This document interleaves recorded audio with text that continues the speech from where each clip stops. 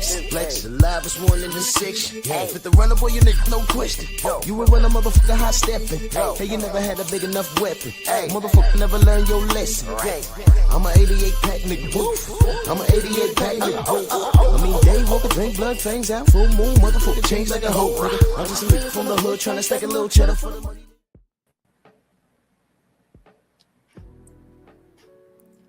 Yeah, buddy. Yeah, buddy. Lightweight. Lightweight, baby. It's time to bleed. Oh, it's time to bleed. Drew Titan, Bronx on deck. Shout out to the mighty LDBC. Come on in, smash the like button. Like the video, hype the video, share the video. We are our own algorithm. Let's not leave it up to Miguel to do anything for us. We don't need him. Let's do this roll call because I want to be as efficient and timely as possible. My brother Mac of the South, salute. Michael Fleming, my brother, salute. Columbia, how are you? Rod Neal in the building. Derek Gaines, the legend. Eric Jordan, Geo James, Bronx on deck. Ern Jordan, Robert Singleton, Aaron Wall Willis, Rick Blackwell. Salute, salute, salute. Y'all come on in. Jonathan Thompson, salute. Come on in. Eric O, what's going on? Let's do it. And suddenly, I want TKO to win. And this is tough because a win for TKO is an overall loss for the unborn. And when I say unborn, I mean right now in any gym USA, there's a young man or a young woman who's what I like to say they're next up. Noah, what up? Stormy in the building. They're next up. They're the next GOAT. There's always, the great thing about records is that they're made to be broken. So there's somebody, there's some young man or young lady. They're probably in your city right now. They're probably your neighbor. You know, they're somewhere. And this one change might alter everything. But this change, I like to tell y'all, and you hear me say this often, this Riyadh season and the threat of Dana White and TKO, this is definitely a self-inflicted wound. It's a self-inflicted wound. And I gave this a lot of thought. I did a live stream last year, and it's a picture of me over the city of Pompeii, and it's on fire. I don't know the entire, well, I've heard some stories about Pompeii and things of that nature. You know, Rome, but the idea behind Rome burning and Pompeii falling was that as great of a city, this is the story I was told, and you know, just follow me on this, whether it's true or not. They said those cities were like one of the greatest cities, and you can get anything and everything you wanted from there. And it sounds good on the outside, but on the inside, it was too free. And there were people in power, let's just say, diddying it up. I own this place. I run this place. I'm in a position of power. I could do anything and everything I want. I could eat all I want. Gluttony, which is a sin. If there's somebody I don't like for whatever reason, jealousy, which is sin, I could just get them out of there. Murder, which is a sin. You know what I mean? And by the way, jealousy is a female trait. Unique Dawn, salute, Queen. I appreciate that information you shared with me. Jealousy is a female trait. Y'all remember Pep Talk? When I said, I was asking the question, can women really coexist as friends? Are they really frenemies? I went through a point in my life where every woman I talked to, you know, I wanted convos with Cam, salute, Queen. Eric Myers, salute. I went to a point where, you know, to know a woman is to know who her circle was. And a lot of women that I was getting to know back then, they would say, hey, man, I don't keep a lot of women around me. Philip D, my brother. They say, I don't keep a lot of women around me. I say, well, why is that so? And they all said the same thing. Because women are backstabbers and cheaters, and they'll try and do this to your man. I'm like, whoa. They talk about these girls' trips. What happened? MXC, what up? What happened on these girls' trips? A lot of friendships break up on those girls' trips. Hell, how many videos you seen online? Phenomenal Mexican, salute. How many videos you see online where everyone's cool and they in a restaurant eating and then that bill come? Or I only got the breadsticks and a glass of water, so my contribution is $11.99. The bill be like $1,500. And everyone that ate some seafood. Well, I only got 20. Well, I thought you was paying. And everybody, and next you know, it's a dine and dash. And all those chicks are like linebackers. Egalitarian, salute. They all go home and they start talking about one another. To who?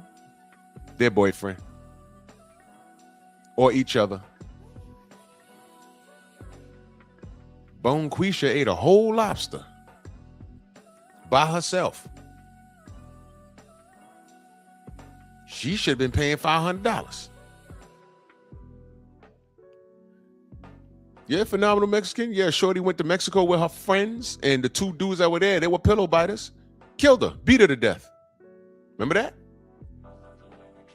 So when I say jealousy is a female trait, I say that for a reason. These are things that I've seen.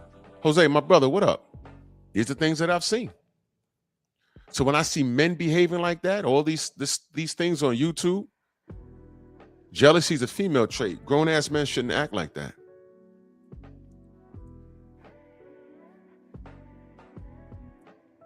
Grown-ass men shouldn't act like that at all. But I don't want to get too far away from the point.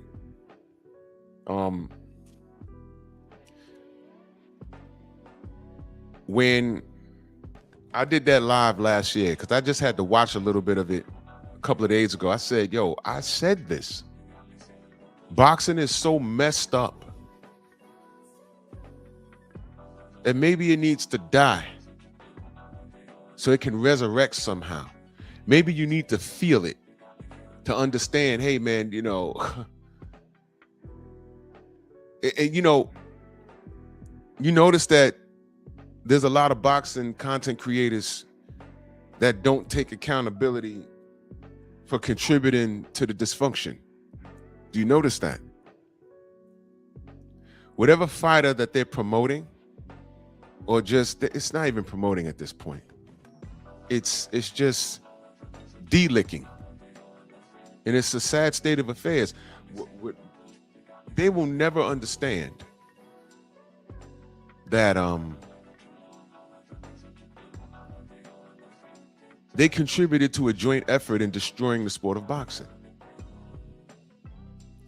How often do you hear me talk about quantity versus quality? I'll give you an example of that. Everybody here, for the most part, ATX salute, is familiar with Keho. The yellow Arab-looking insecure midget that is a glorified Tank Davis slurper.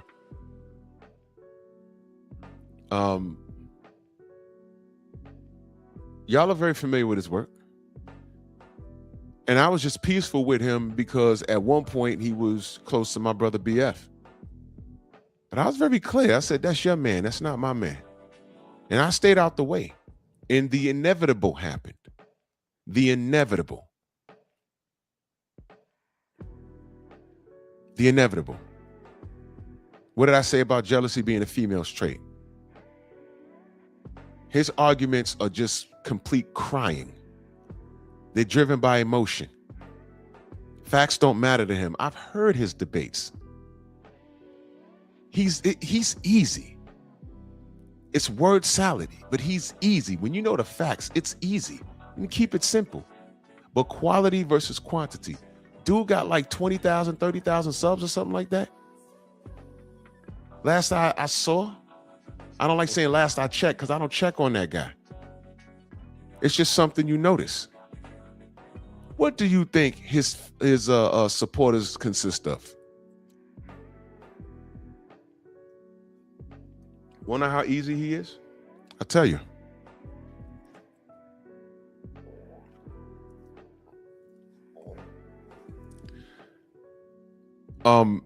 He got upset with me and made a short video.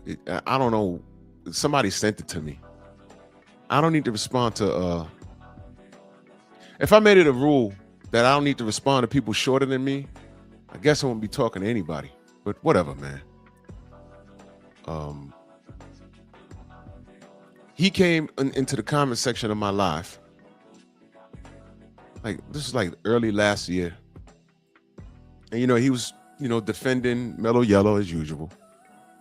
And TZ Frank, salute. And he said something. And he said, I bet you won't drop that link, though. I said, I bet you're right.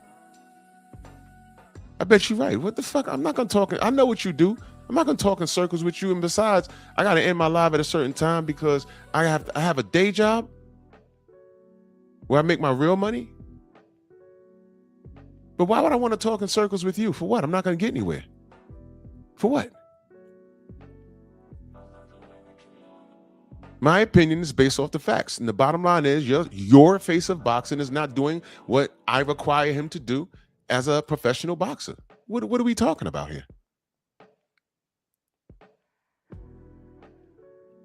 That's all I said to him. And at that time, he was wrenched up and everything.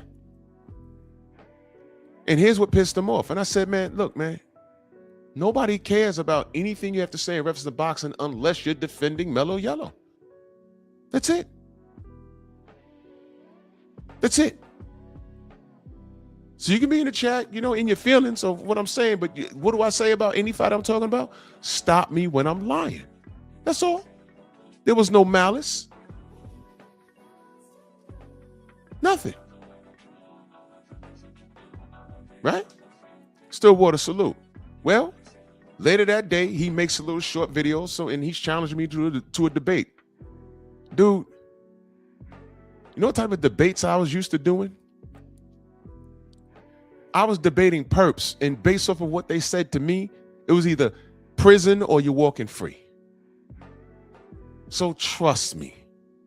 Trust me. K-Rod, salute. Trust me. I'm not that guy you want to even have a conversation with. Because it's very simple. In reference to that, Mellow Yellow, it's very simple.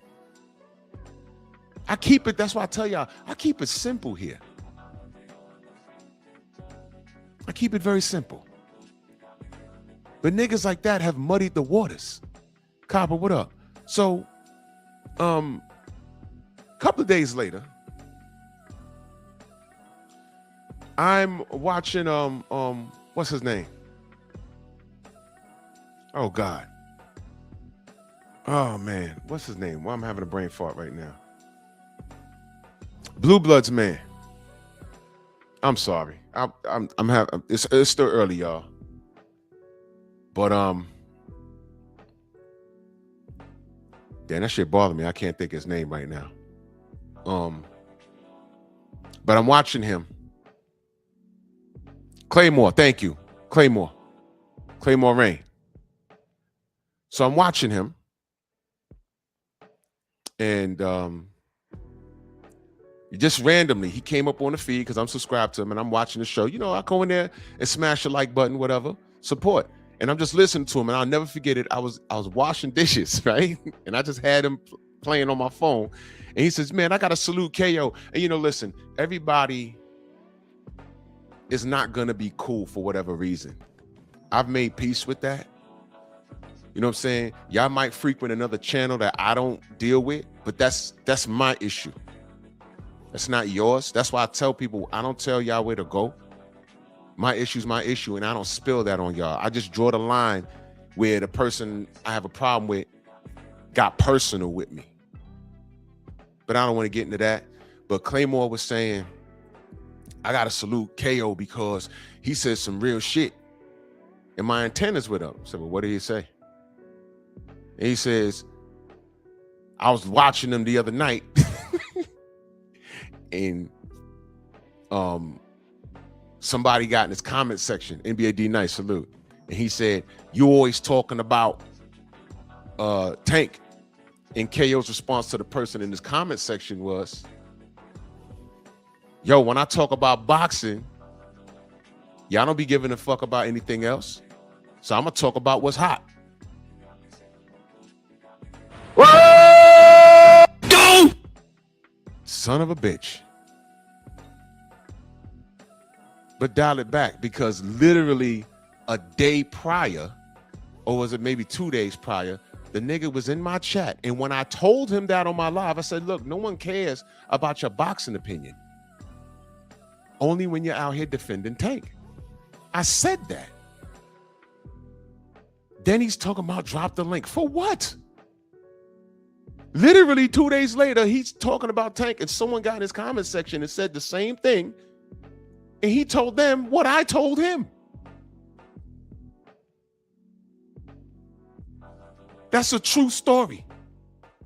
What do I always say, y'all? Time reveals all truth. And a lie is nothing but the long way to the truth. Sometimes you don't have to lift a finger. That shit happened. I said, oh man, look at that. I've heard his debates. He's an insecure midget. I remember when he was on there on BFTB's thing, supposedly having some debate. And my brother Red didn't understand the format. That's what happened. He didn't understand the format.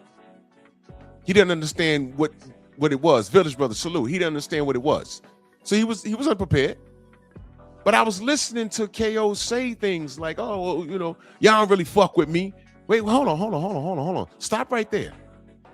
What grown man says that out loud? It sounded like he had a gripe. I do talk about, because it was like, oh, well, you only talk about Tank. Oh, no, I do picks during the week, and that's how I know y'all don't really be fucking with me. Whoa, you sound upset about that. You sound upset about that. What do you mean no one really fucks with you? At that time, everyone did. You might not see us. I told him when he was in the chat. I said, yo, my man, I go to your channel because I'm subscribed with the bell icon.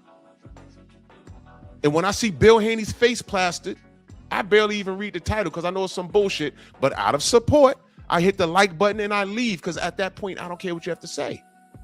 But I'm still supporting you. I said that to him. That's what I said. But when you're angry and you're short and you're light skinned and the white part of you starts to manifest, you're angry. I use that term insecure a whole lot. His channel's mad bigger than mine. What are you mad at? Because we don't conform and agree with you over mellow yellow? Nah. Go on and do the damn thing. Do you know his whole channel is one giant crash out? I mean, think about it. He crashed out on Blue. That didn't help. He crashed out on Champ's side. Bro, what was that? I was in the gym listening like, whoa, what is he doing? I stopped my workout for 5 minutes. I'm reading the chat. I'm like, what is this dude doing? I really thought he was having a nervous breakdown. I'm like, what do you, forget what are you defending? Who are you defending? Look at who you're defending. Mitchell Show, salute. Look at who you're defending. Then the next question is, why are you defending? Look, man, you can like Tank all you want. But wait a minute, man. Dial it back. All we ever wanted him to do was to prove he was that dude. Because at once upon a time, it was, I don't know, he might be able to beat Devin. Let's see it. I don't know. He might be able to beat Shakur. Let's see it. I don't know. Here's me now. I want him to beat Loma. I want him to. Just like I was in here screaming at the top of my lungs when he dropped Ryan Garcia. I wanted that for him. And all I wanted was for the 3 kings, because it wasn't 4. The 3. To get it on and pop it. I didn't even include Loma in that. I said Shakur beat Loma, Tank beat Loma, Devin beat Loma. Because Tio already beat Loma. So to me, it was Tank, Shakur, and Devin at 35. Because Tio started acting funky. I said, you know what? Freeze him out. Fuck the belts. The money's right here. Let the 3 black kings get it. That's all I said. And the A side had more excuses for not fighting his contemporaries, and I got annoyed with him.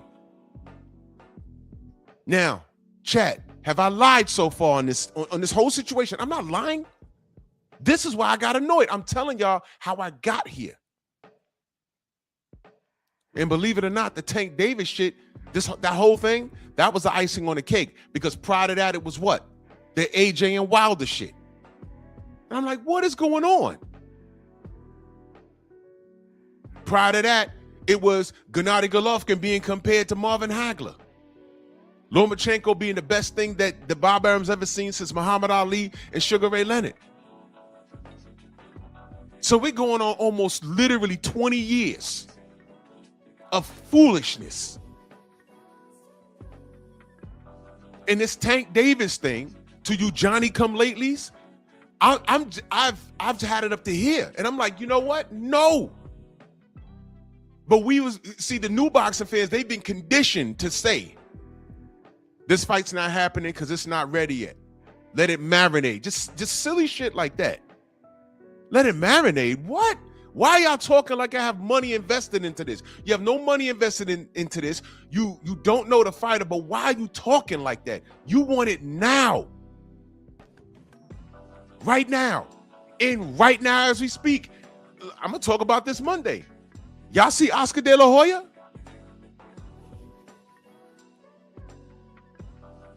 Did y'all know Oscar De La Hoya just formed this union with Al Heyman? Y'all know about that? Y'all know about that? I just learned about it last night.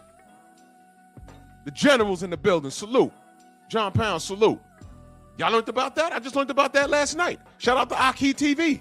I was like, what the fuck? What? What is this?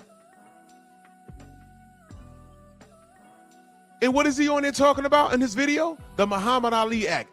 Listen, Oscar De La Hoya is talking about the Muhammad Ali Act. Meanwhile, he's blocking Ortiz and Boots Ennis.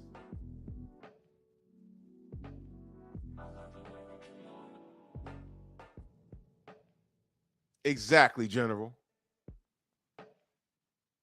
Exactly. Welcome Dan Van Harder. Salute, man.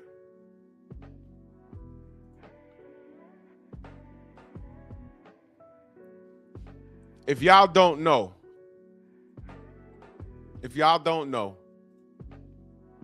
this brother right here just fought. This brother right here just fought. He's a pro fighter.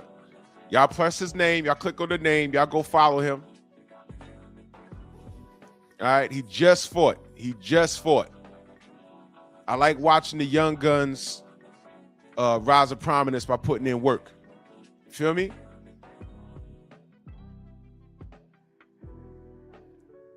So y'all take a minute, click on his name,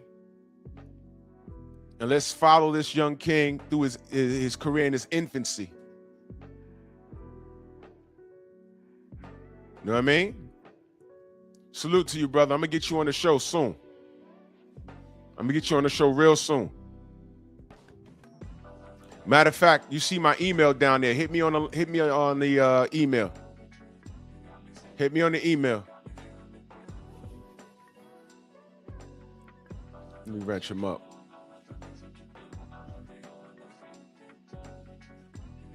Oh, okay. Your son. Okay. That's your, okay. I'll get both you guys on. Get both you guys on. Another father and son duo. We love it. I love it. That's right. Millisecond salute. Y'all take a moment to subscribe to the Young King. And let's support. I like what I see. Good height, good reach. You know what I mean? Let's get it. Black Martial Arts Society, salute. Absolutely. I appreciate you, good brother. Absolutely. So,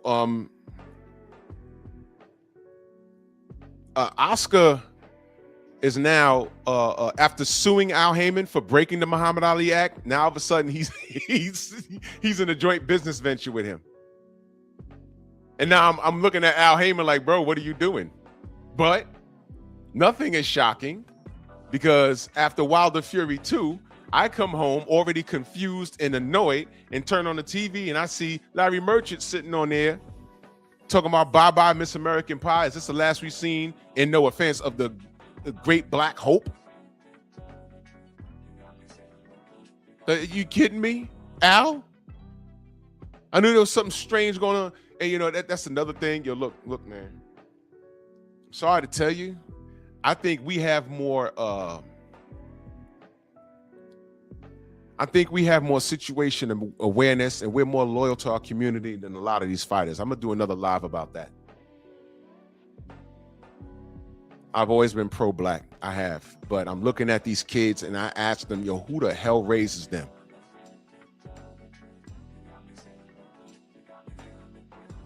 These kids literally are born yesterday, and they'll tell you it's not about race until something slaps them in the face.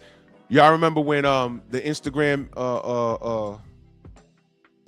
you remember the Instagram interview, the PBC and Deontay leading up to Tyson Fury 3?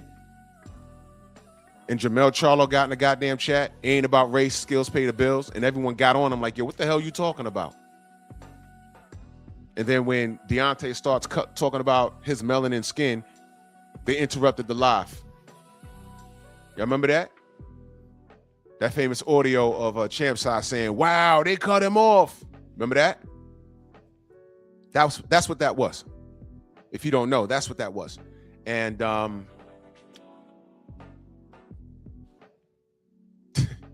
man, turns right around that same year, comes to my city in New York, and had some trouble in some sort of random gym, and they were thrown out, and they're in the car screaming about racism after telling us it doesn't exist. Bernard, what up? See what I mean? Everybody gets their nigga wake-up call. You see? Sometimes you don't have to lift a finger. So now, you know, you don't reserve the right to say anything about race. I'll give you another example. I went back and forth with Quentin Rampage Jackson on the DMs. And I know by the time I got to him, people done gave him the business already, so he didn't know who's coming as friend or foe. I was just putting a bug in his ear as a brother, but he jumped on me. Yeah, oh, you being a bitch? I said, no, I ain't gonna play that game with you. But I just started dropping links in his DM. Yeah, this is Ryan Garcia. I started giving him screenshots. I said, yeah, you go look this up. This is what he said about Black people, about Muslims and everything. So, you know, you could scream and cuss. Well, not screaming because he's typing. I said, you can cuss at me and be mad at me, but I'm giving you the facts and I'm explaining why people are getting on you, because, you know, you're supposed to know this. You said, I love Ryan Garcia. Never root against him. And Devin Haney's a bitch for suing. You don't sue for losing. So you didn't even know what the lawsuit's about. And you didn't even know that Ryan Garcia said this. He said, well, for me to say that, that means I didn't know about it. I said, well, now you know. Have a good day, brother. And I stopped all contact. Talking about ain't no racism or nothing like that. A year later, look what happened with his son. Look what happened with his son. You know why I'm pointing that out? That wasn't racist, but he beat up on that white man and put him in a hospital, right? Right. Didn't he say he was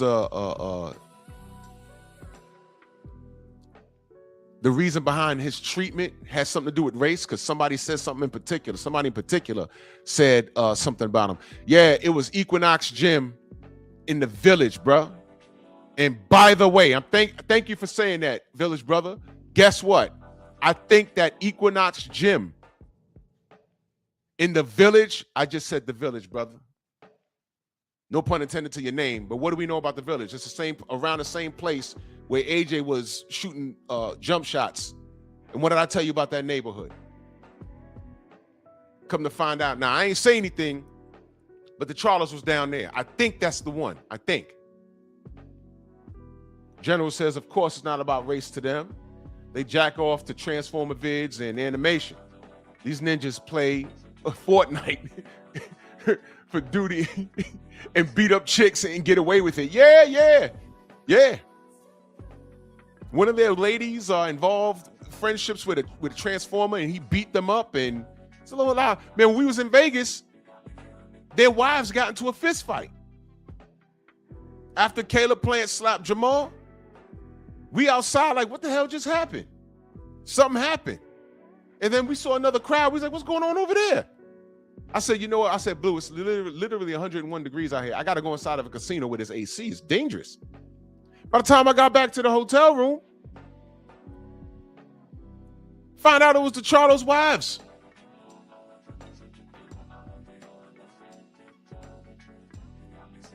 What are you defending? You see what I'm saying? What are you defending? Dysfunction is dysfunction. Sometimes you just got to back up and say, "Yo, you know what? No. This is nuts right here. I'm not dealing with this. This is crazy work right here." And just don't deal with it. But let me go back, because I'm making a point. Now, I know I got ops out here. Y'all going to run back and tell, oh, Drew was talking about, what else is new? So what? He talk about everybody. My point is this.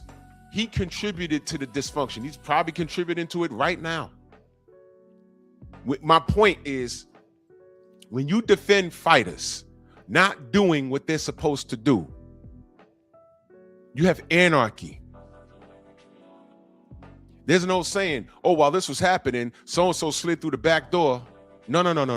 This don't apply here. During the anarchy, forget sliding through the back door. Forget walking through the front door. That's something Jake Paul did. Jake Paul took advantage of the whole dysfunction of boxing and walked through the front door. He didn't rob anybody through the back door. He walked through the front door and made a withdrawal. But Turkey came in and knocked the whole bank over and built a new one across the street. And now you got Oscar De La Hoya and Al Heyman trying to form like Voltron. Hold on. Activate interlock. Dynatherms connected. Infracells up. Mega thrusters are go. Voltron force.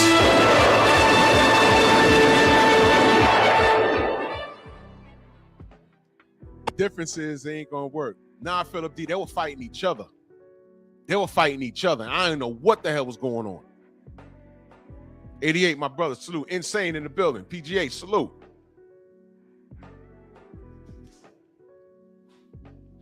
I didn't know what was going on. It was 101 degrees outside. I said, I gotta get out this sun.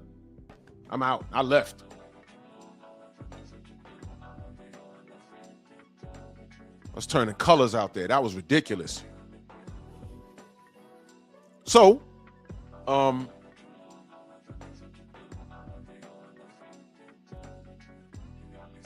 now they're merging. People that you thought were sworn enemies were merging. When you see that, it's a threat. And he's leading the charge by talking about they're violating the Muhammad Ali Act, and I'm going to start putting people on blast. Whatever the video is, I think he has on Instagram. Del Riv, salute. And I'm like, yo, how dare you, bro? Put a case out on yourself. You're literally stopping Boots versus Ortiz. He literally on the video, I rock, salute. He literally said, Ortiz has so many other options. Abdul, what up? He has so many options. He could fight Fundora. Eddie Hearn is literally begging for a fight. Now, let me stop there for a minute. He's talking about Boots and Ortiz. Didn't I tell you motherfuckers that Boots had no business going over there working with Eddie Hearn? Tell me what fight that Eddie Hearn has secured for his product. Tell me. First of all, he's a horrible matchmaker. He got AJ beat how many times? All of that happened under his watch. TMJ, salute. All of that happened under his watch. Usyk twice. He wasn't able to secure the Wilder fight because he kept him away from him. What else? Andy was still hot. They thought he was a mark, but he was coming off of a fight. So he was still warmed up. Mr. Big Play, salute.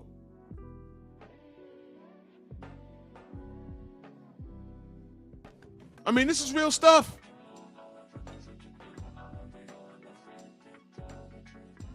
Didn't get the Fury fight, which is the funniest goddamn thing, because when they were really talking about it, when it was almost a reality, as fate would have it, he has a car accident, and now that he's considering retirement. And then they lied about it. Remember this? Look at the screen. Remember this? Remember I said, yo, who bought this? This was for sale. And I knew to screenshot this because if I brought it up today, I took this screenshot like 5 years ago. And I said, you know what? This is going to go away. But when I bring it to people's attention, people are going to act like they don't know what I'm talking about, and they're going to say that I made it up. There was a website where they were selling this when Fury lied and said that it's him versus AJ in Saudi. And this was the prices. I didn't make this up. This was on a real website. It may have been AJ versus TysonFury.com or something. I went to the site. I said, oh, my God. And I remember I kept calling Tay Jones like, yo, wait, hold on, what's going on? He said, man, don't listen to none of them niggas. We still in arbitration. I said, okay. Okay. Who bought this? Somebody has this in their house. This fight never happened. So when people talk about, oh, Bill be capping, you don't know about any of this? You ain't seen any of this? The Queen Convos with Kev. Salute to our Queen and go subscribe to her. Blessings to you always, Drew. Salute to you, Queen. I appreciate you. Thank you for everything. Thank you for your support. Thank you. Y'all make sure y'all go support the Queen, man. That's a soothing listen. And a lot of us need that, for real. She's great at what she does.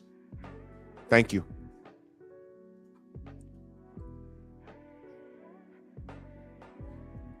Eddie Hearn had a lot to do with that. That's my point. Exactly, Village Brother. I thought Al Heyman was sick. That's what I thought. But you know, people are liars. Bill be capping. Bill be capping. Bill's a criminal. Okay. Y'all know who Bob Arum is? Just research it. Research it.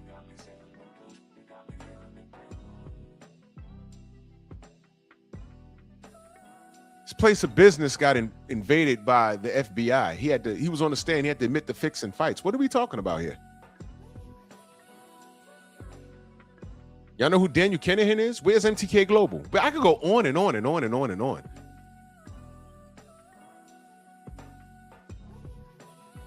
But what happens is when the fighter you support is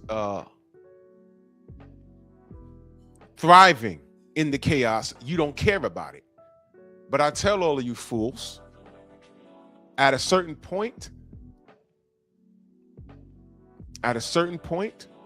he's going to be victim of that chaos. And that's just what happened to Tank. He was flourishing in the chaos. He was riding that wave. And you know what happened? He fell out with Floyd. That's what happened. And I got another live next week. My brother 503 Line in the mix. Salute, bro. Houston.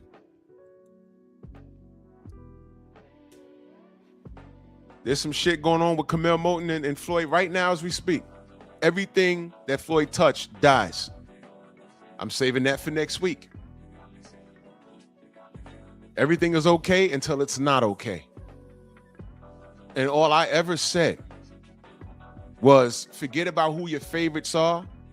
We got to get right with the sport. And the first thing that we have to do is you have to have the best fight the best. If you're a title holder and you have a mandatory, fight the mandatory. Or if there's a unification opportunity, seize that opportunity.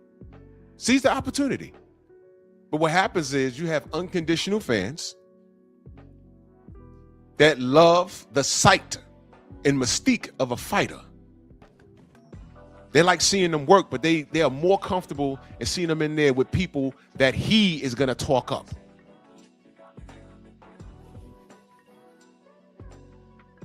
When he signed to fight Hector Garcia, I'm talking about Tank now. I'm like, I don't want to see that. And he pulled him up from 130. I said, I don't want to see that. And all of a sudden, everyone became experts on Hector Garcia and what he done, what he couldn't do. And this is a good fight. I said, stop. No, Tank's going to knock this dude out, man. Stop. And y'all know that. And y'all wanted to see that. Yeah, Shamar, I'm saving that for next week. Something's going on with that too. If Floyd thinks you're going to be better than him, he ain't going to promote you. He did it to Tank. He did it to AB. Now AB's in Vegas randomly wanting to drink with people. I mean, it's disgusting. Well, Adrian Broner could have been and what he ended up. It's disgusting. Then Floyd gets around Devin Haney, wants to sign him. But he has a father in his life. So he took Tank Davis, which was sloppy seconds, made him duck Vasily Lomachenko, didn't fight any contemporaries, and he knew what he had in his product because he knows that Tank don't have no goddamn faith in himself. Drew, why you say that? Why the fuck did he call Zepeda, no, not Zepeda, Pedraza, a setup fight? Why did he call him? Why did he say that? That turned out to be one of your career-defining fights. Tay-Tay, good morning. That turned out to be a career-defining fight. What do you needed that? You called it a setup? What?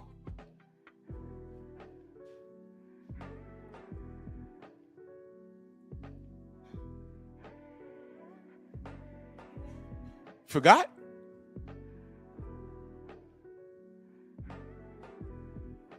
How many fighters Floyd told to avoid Devin Haney? Y'all remember he got a hold of Ryan Garcia, but then Ryan changed his mind? Put a gold chain on his neck. He tried to get Ryan to fight Rolly. Remember that? That was probably late 2023 or 2024.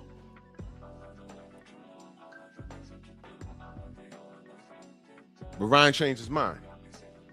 Then he gets with Ryan and says, come in overweight.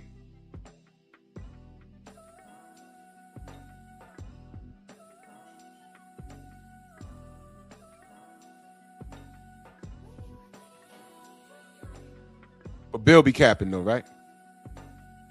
We boycotting Gucci, and he dropped $8,000 on Gucci like nothing and threw it in our face. Please don't talk to me about Floyd. You want to talk about his boxing career? I could talk about that, but as a person, no, he's the worst. And Camille Moulton, whoever's in charge of that I don't want to call him a YN. That young man, get him away from Floyd Mayweather. Get him away from him because he'll ruin him. He will ruin him. Get him away. Everything he touches turns sour. Tank Davis is a joke. He's an absolute joke, and he contributed to the chaos. He's a freaking crybaby. Riyadh season came into the business hitting hard. You got guys like Jai Opatai, and I think it was the IBF. They say, hey, man, you go over there and make that fight. We're going to take your belt. He said, man, take the belt. I'm going to go get this bread. Don't worry. I'm going to come back, and I'm going to get it back. And I'll be damned. That's just what he did, right? So the IBF is like, yo, we better play ball because these guys going to get their bread. Everybody's over there in tuxedos. And what the Tank do? He shamed like what, 50 fighters for going to do what? Challenge themselves. And what was the translation of Tank? What did he say? Y'all going over there to sell your O? Sell your O? No. Is that what Bivol and Better Biev did? That's what they did? They sold their O? Or did they challenge themselves? Did they accomplish something that the regular state of boxing couldn't do? They're on fight number 3. You couldn't even get on fight number 1 with Devin or Shakur. You can't get on fight number 2 with Lamont Roach.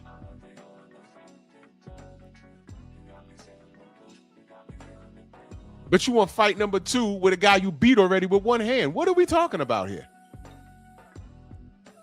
Now, did I lie? Just now, with what I just said, did I lie? No. But you see what happens is the perception.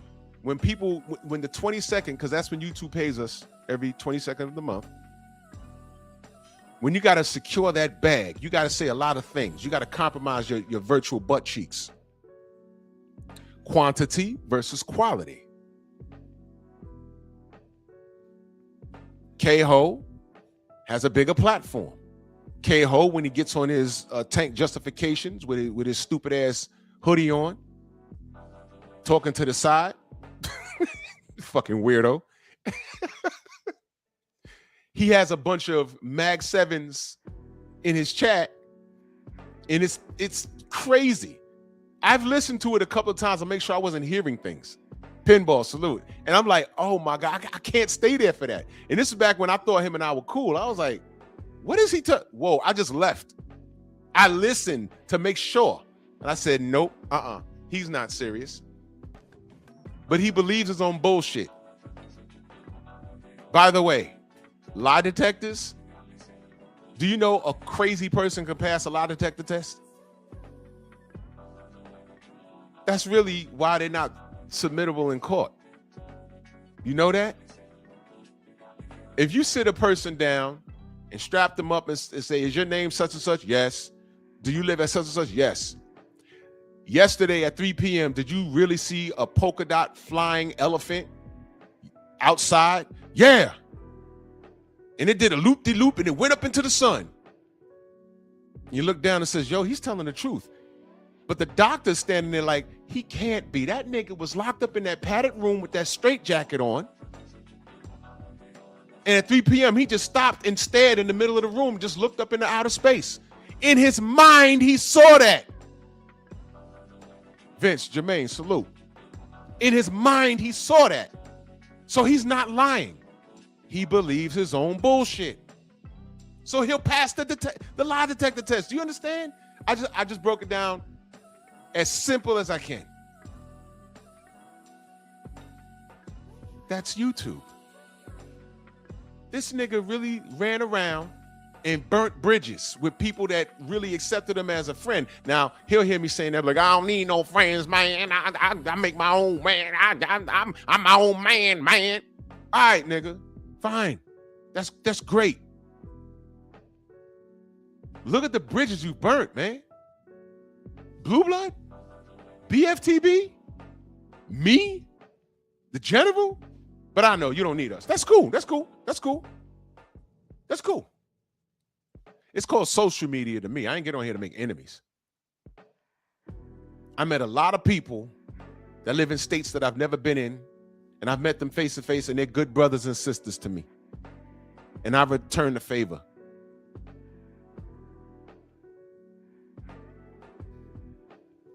I'm not going to crash out and burn a bridge over a little yellow nigga from Baltimore that A, is not a good person, and B, doesn't like me. Stop me when I'm lying. Damon, salute. Yeah, I try. I'm just being a dick about it. Stop me when I'm lying. Stop me when I'm lying. And when you have a person behaving like that, they're selling wolf tickets because they're concerned about the 22nd of the month. when we get paid. That's the first part. Second part, they're behaving like women. And what did I say earlier? Jealousy is a female trait. He's jealous of BFTB. I saw that.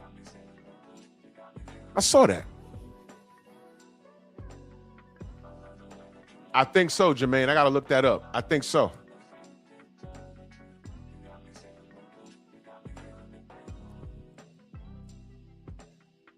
I saw that, brothers and sisters. I saw that. I said, and I see something, but I mind my business. But these are the people that lead the charge, and they will never admit that they fucked up boxing. Because one of the things they were saying, and this is what I'm saying is dangerous, when y'all say Tank Davis was the face of boxing, what did that mean? Was he moving like a champion? The answer is no.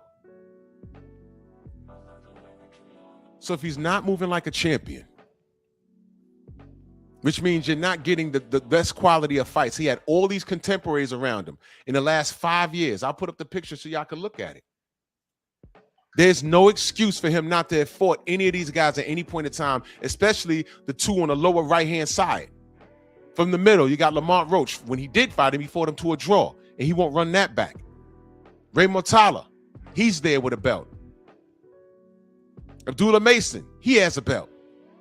Everybody else was active when he was live, and he hasn't done anything. And I left Sandor Martin off of here.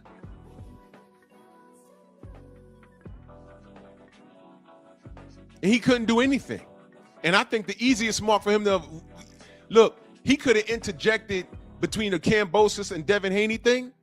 He could have threw himself in the middle of that and probably stole the spotlight and beat George Kambosos to death and took the belts.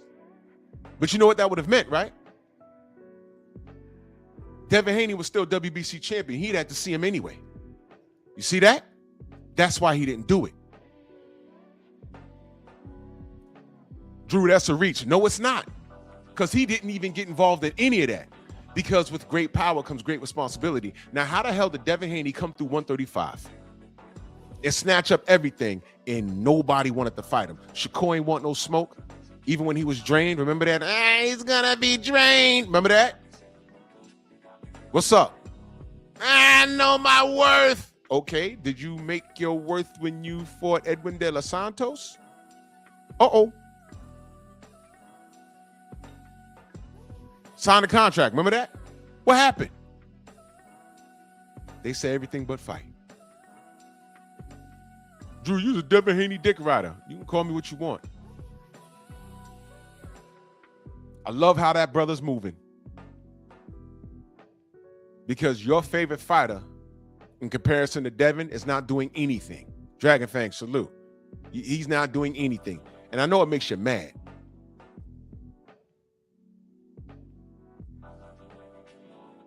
Y'all say Devin ain't got no power and his style is boring and he runs. But we had Deontay Wilder a few years ago that didn't run from anything. He was undersized as far as weight. And he was knocking the shit out of everybody. And y'all ain't like that. We had Andre Ward around that same time. He won the Super 6. Beezy, what up? Oh, but the Super 6 was 1,000,000 years ago. Well, Gennady Golovkin's amateur career was 2,000,000 years ago. But let me tell y'all that, and y'all will find reasons to defend Gennady Golovkin.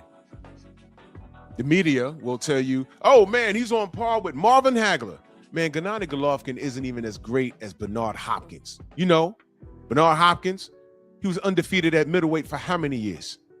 And I never heard the media compare him to fucking Marvin Hagler. They waited till this dude come from Who Gives a Fuckistan over here, and they couldn't wait to put a crown on the head of that guy. And they legitimately hijacked Gennady Golovkin from us. I was just watching boxing. And then they started to move him around. While Abel Sanchez is telling us black fighters don't sell.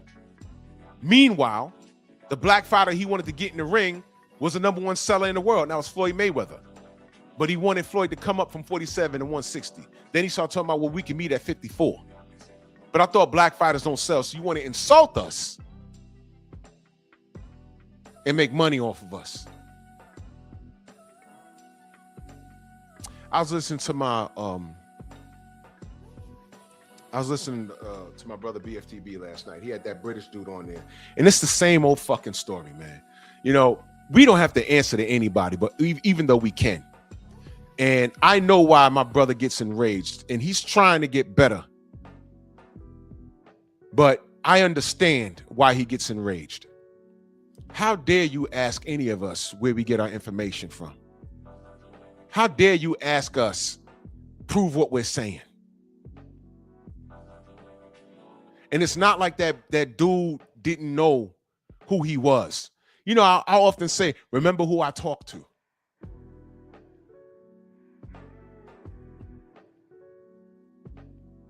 But just because I ain't got an article on one of these damn internet websites, World Boxing News, Boxing News 24 or whatever, just because I'm not, and those articles will be bullshit over there. Those guys are paid ops. You go to Boxing Scene right now, if there's not a name attached to it, it'll say Boxing Scene staff. That means they're saying some bullshit and they don't want to put it on anybody. But what they're doing is they're putting an idea out there to get you thinking. Maybe it's this, maybe it's that. There's no answer. But it always leads to something negative towards a fighter that's looking to emerge and separate themselves from the rest of the pack. But if he's not marketable, they will cut them down.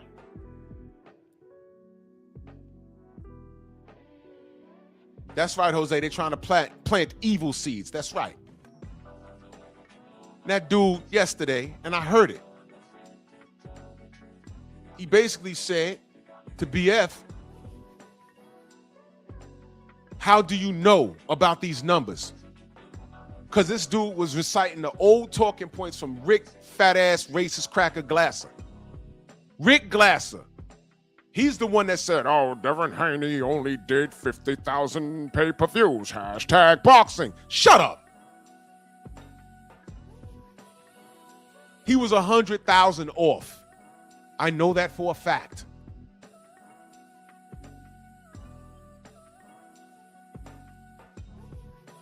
I know that for a fact. But he'll listen to him, though. Never mind that we have Bill on speed dial. He'll answer those questions in 2 seconds. But I know Bill be, you see what I'm saying? Bill be capping, right? But Dan Raphael never lied to you. Bill be capping, but you'll listen to Skip Brainless over all of us because he on TV. But that man's never lied to you. And it goes on and on and on. Y'all praise Tyson Fury, but then when I ask you, hey man, do you know that Tyson Fury can't come to America anymore? And you get a blank stare. And then we explain it, we're like, oh, that's irrelevant. Yeah, it is relevant. Because as black supporters, we got to go above and beyond. We have to go above and beyond to prove our points. In other words, they don't believe a word we're saying. We're just making shit up. In other words, we got to go above and beyond. We just make it up. We're black. Oh, we got a few pictures with them, but everything that we say, it can't be, can't be. It's emotionally driven like they're emotionally driven. They don't, it's like back with the AJ and Wilder thing. Deontay did everything. And the last straw was, he said, fine, I will come to the UK. Oh, we'll take the flat fee of 12 million. And he said, all right, fine, I'll take the 12 million. But in the rematch, you take the same thing. And that wasn't good enough. And at that point, D said, you know what, 50-50 or no fight. They heard that, though. Not the 50-50. They heard no fight. Oh, he's ducking. Oh, well, he ducked $100 million from DAZN. The information's online. DAZN had to apologize for not having their business in order. In other words, the 3-fight $100 million deal, the only thing Deontay wanted to know was AJ on the deal? Oh, well, no, we got these 3 fights and is AJ on the deal? Well, Deontay, we got these 3 fights. Is AJ on the deal? No. Goodbye. Oh, I'm sorry. We need to have our business in order. Watch this. Devin Haney's boring. Devin Haney ain't shit. Nobody wants to see that. Right now, Eddie Hearn wants to sign Devin. Right now. Devin Haney's boring. Meanwhile, is he not working with Shakur right now? How many times Shakur been on pay-per-view? Because when I watched him on ESPN, which is free TV, they showed people leaving the damn stadium. Okay? That's never happened to Devin. Okay? So when I asked Eddie Hearn, and then he said all of that about Devin, then I said, how does he compare to Shakur? Then all of a sudden he started tap dancing. You see what I mean? That wasn't a setup question. It was an obvious question. If you feel that way about Devin, who has a higher KO ratio, what are your thoughts about Shakur? And all he could bring up was the Zepeda fight.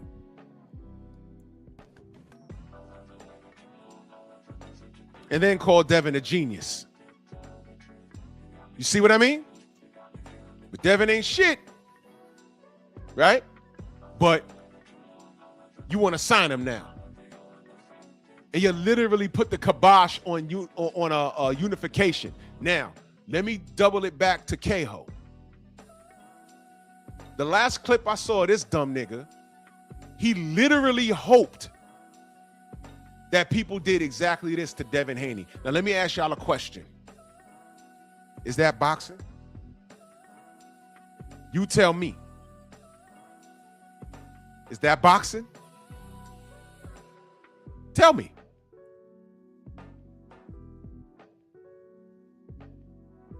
Tell me. I mean, it's not like Devin Haney's Tyson Fury. I wish hell on Tyson Fury because I know what he represents. Daniel Kinahan, drug cheat, glove cheat. I wish hell on Tyson Fury. Now, why would another? Now, let me do the color thing. Why would another black man? See that light skin? That's that colonizer in his bloodline coming out. Why would that black man say that about Devin? And when you ask these niggas, what has Devin done wrong, man? They can't tell you.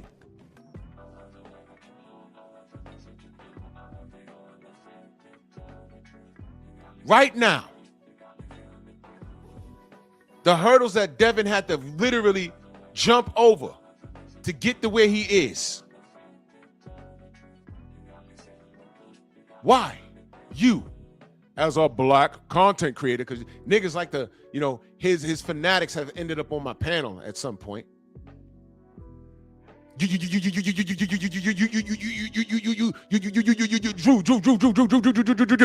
sound like a fucking engine that can't start properly. Drew, you black, right?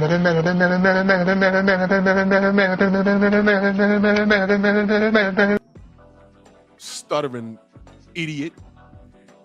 Hell yeah, I'm black. You black too, stupid. When all else fails, and Devin is literally in a position where he could pursue and accomplish greatness. And get this, he's not even in the weight class that your boy's campaigning at this point. Because now Tank is too small, right? Cool. He's at 147 now. This yellow knuckle dragging Arab looking nigga literally stood in this video and in a fit of rage said that he hopes pretty much, I don't remember word for word, but he pretty much hopes that all these obstacles remain in front of Devin and are successful. So basically, he rooted for his career demise. So he's justifying. He's justifying what Eddie Hearn is doing.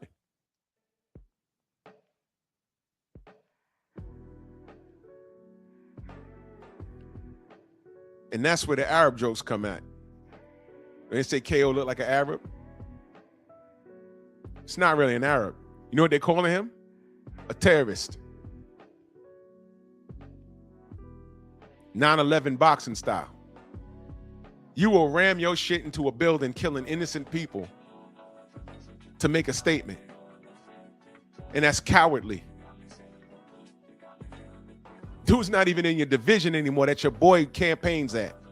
Your boy is never going to fight him, and that will forever be justified. I've made peace with that your boy's a pussy.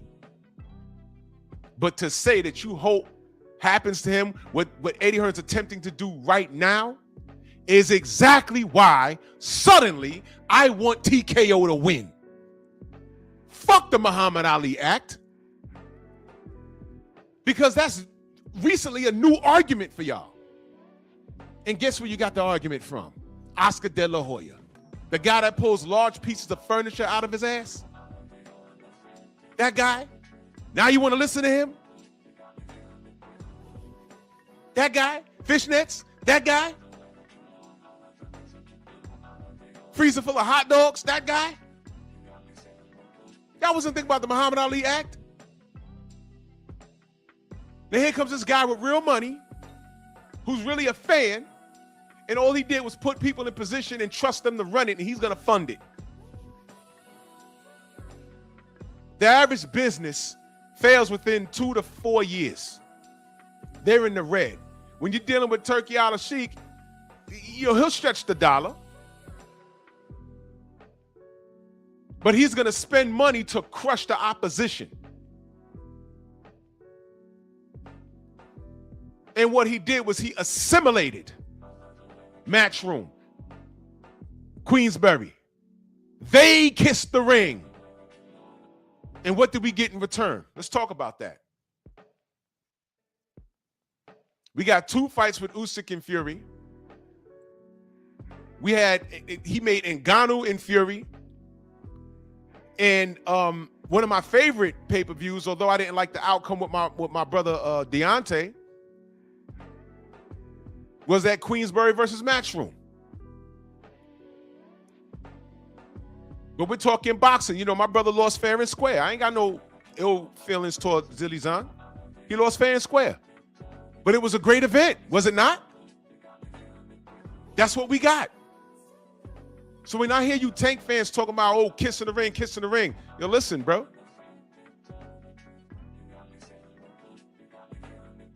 What ring was bigger? What ring was more productive? Turkey al-Sheikh or Jake Paul's? Uh-oh. Whoa! Watch out. Watch out. Be careful. Be very careful.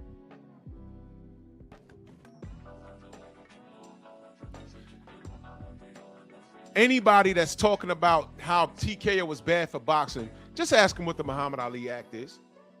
And tell them it's an open book exam. Tell them they could Google it right now. I'll read it to you.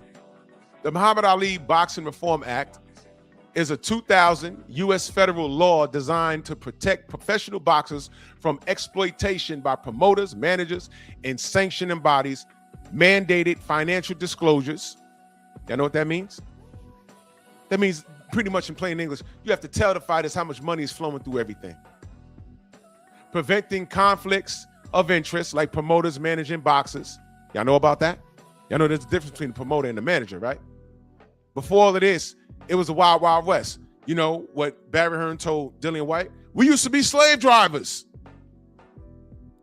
That's like the talent selling millions of records over a 20-year career, and it has nothing to show for it. He didn't save his money from the live shows.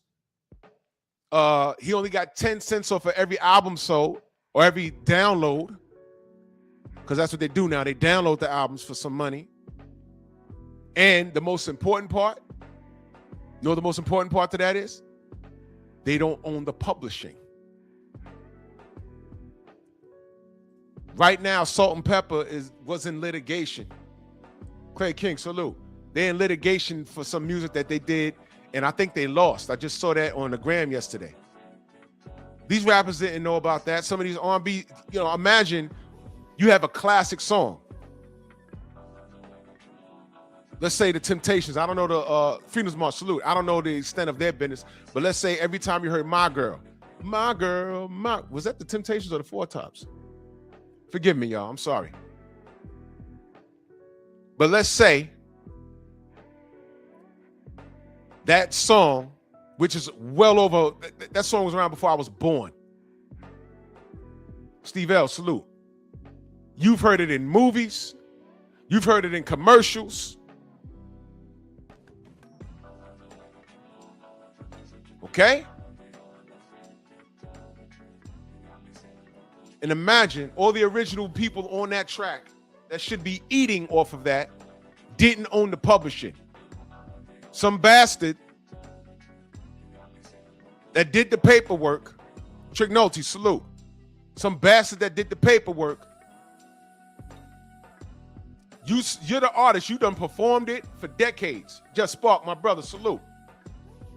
You performed it for decades. Now you're trying to will shit to your family because to this day in 2026, somebody's going to play it today on a radio somewhere. But every time it gets played, some 24-karat motherfucker whose grandfather owns the publishing, and now he willed it to your parents, and now their parents willed it to you, and now you're getting paid off of a Temptation song. And you like 30 years old. You didn't even know, you didn't even listen to that shit. And you look at your bank account, oh, they played My Girl today? $10,000. Yup. So when Barry Hearn told Dillian White, we used to be slave drivers, it's similar to that. Muhammad Ali didn't even own his name. Meanwhile, it's plastered on billboards, documentaries, it's on t-shirts. He didn't own it. Somebody else owned it. So the Muhammad Ali Act, it prohibits that. It protects the fighters. So the Muhammad Ali Act is a great thing.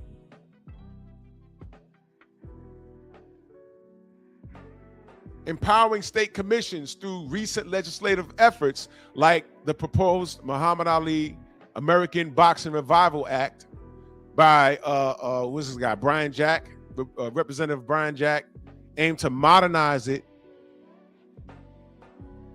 with better fighter health insurance and new structures to address modern challenges, drawing support from figures like Mike Tyson, but facing debate from others. If you go to my page and put in Angel Man Freddy, and my brother Trick Nolte's in the chat, when I ended that live, I almost cried because I didn't know the Angel was that messed up. Salute to Angel Man Freddy.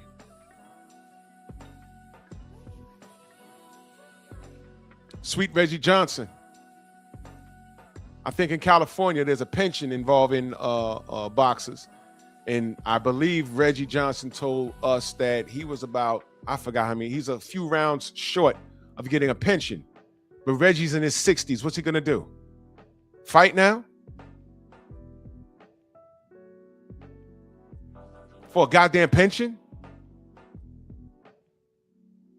So the Muhammad Ali Act was pro-fighters. It's a great thing, not a good thing. It's a great thing.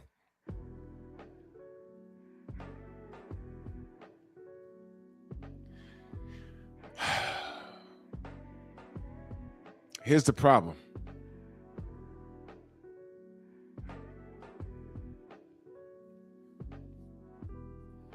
The other side is that, as important as that is, when you get fighters that are glorified marketing schemes, and these promoters get a hold of something great, and they force it in the public's eye, and these companies say, hey man, you know, let's get an organized effort to push this fighter to the front lines, you know. Big D, what up? Let's see if we can make money off of this guy or woman. He has a look about him.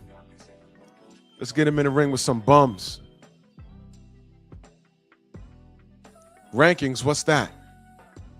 We could buy rankings. We could give people step-aside money and have them sign non-disclosure agreements, which is why people getting moved up and down in the rankings. You don't know what's going on.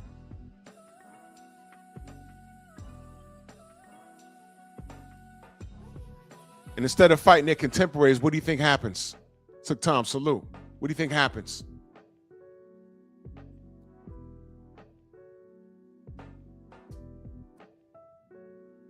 They moved him around. And next thing you know, because he's in your face every day, you think he's the goods. Which is why these guys come into the business and they tell you that he's some sort of draw, to the point where the casual public believes it.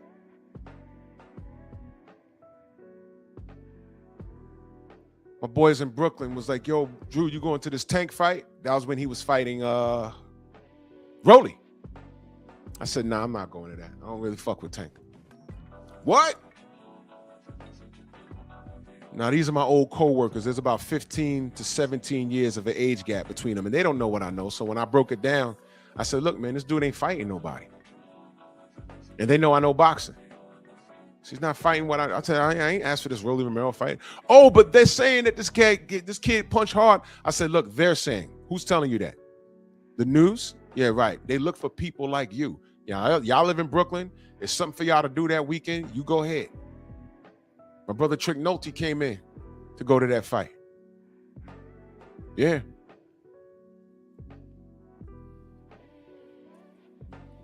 Yes, Trick.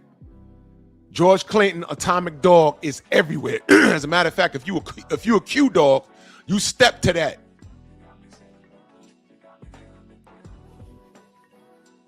Does he own the publishing? My God.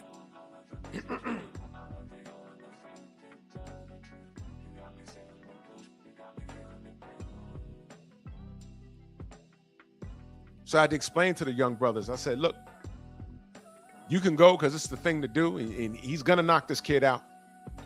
And I know he has that look that y'all are still into. You know, the braided in the hair and all. I get it, man. But I said, as a supporter of the sport, I said, I can't fuck with this kid. Now, if he was in there fighting Shakur or Devin or Lomachenko, hell yeah, I'd be there. Yamo be there. But I said, nah. Kenny, what up, brother? Happy New Year.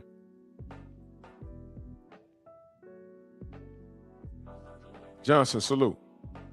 So I said, y'all go ahead, but I'm not knocking y'all. I said, yo, look, I know how this ends. And I'm not going to support it until he does something for me to support. That's it. And I said that respectfully.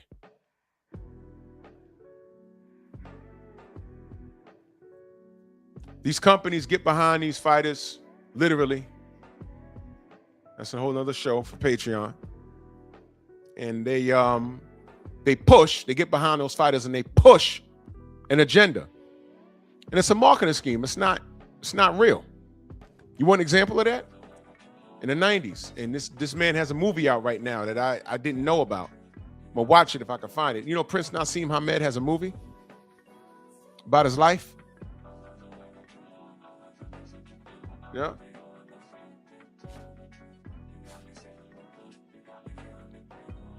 Yep. Mark, what up?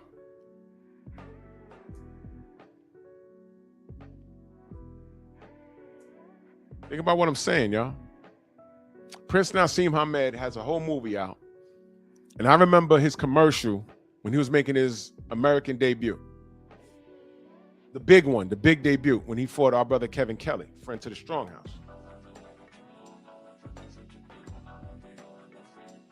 And I remember I said, all right, he must be nice. I remember, that ring walk was like 10 minutes. It was crazy. And he got the knockout. But my point is, they were promoting this guy like he was the greatest thing since sliced bread. And I said, stylistically, he got that off on my boy. But he's strong. He's awkward. He's fun to watch. He's marketable. But I said, one of these little Mexican dudes going to get him, bro. And at that time, Floyd Mayweather was in the lighter weight class. He called him out, but you know how that went. It's top rank. He was with top rank at that time. You know how that goes. But he ended up fighting Barrera, and that was the end of that. That was the end of that. And what did people say when I went to work? Well, I guess he wasn't that good anyway. I said, hey, what? See? He might be great on a British level. And no, that's not something I'm saying that's bad. I just heard Tony Bellew say that and David Allen say that a few weeks ago about Ben Whitaker. He might be good on a British level, but he needs to broaden his horizon. I heard him say that. Because there's a difference. Now it's time for him to step up and do some other things. Yeah, Trick. Yep. It's time for him to step up. Ben Whitaker looks really good doing what he's doing against. He's doing it too. But what happens? He's at 175. What happens when he starts cracking that top 10? What happens? And they start hitting him back.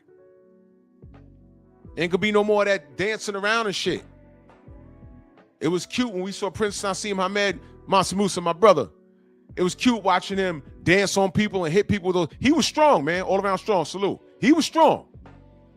He was strong. But he got in there with a real one in Barrera. And let me say this, y'all. He never ran it back.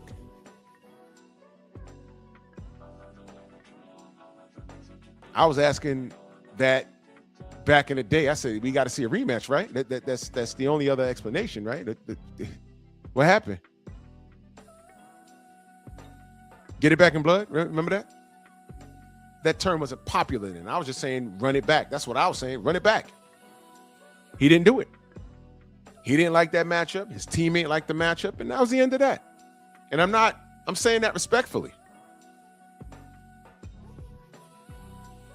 I'm saying that respectfully. Marketing scheme. HBO,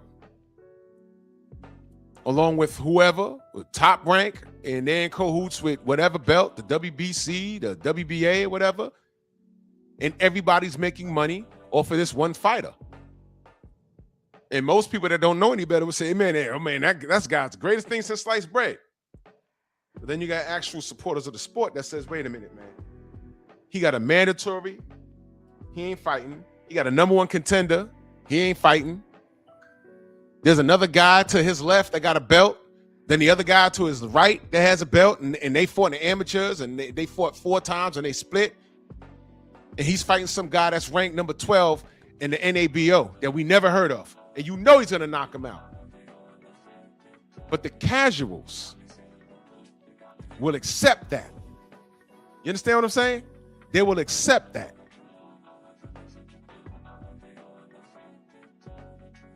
It's the inmates running the asylum.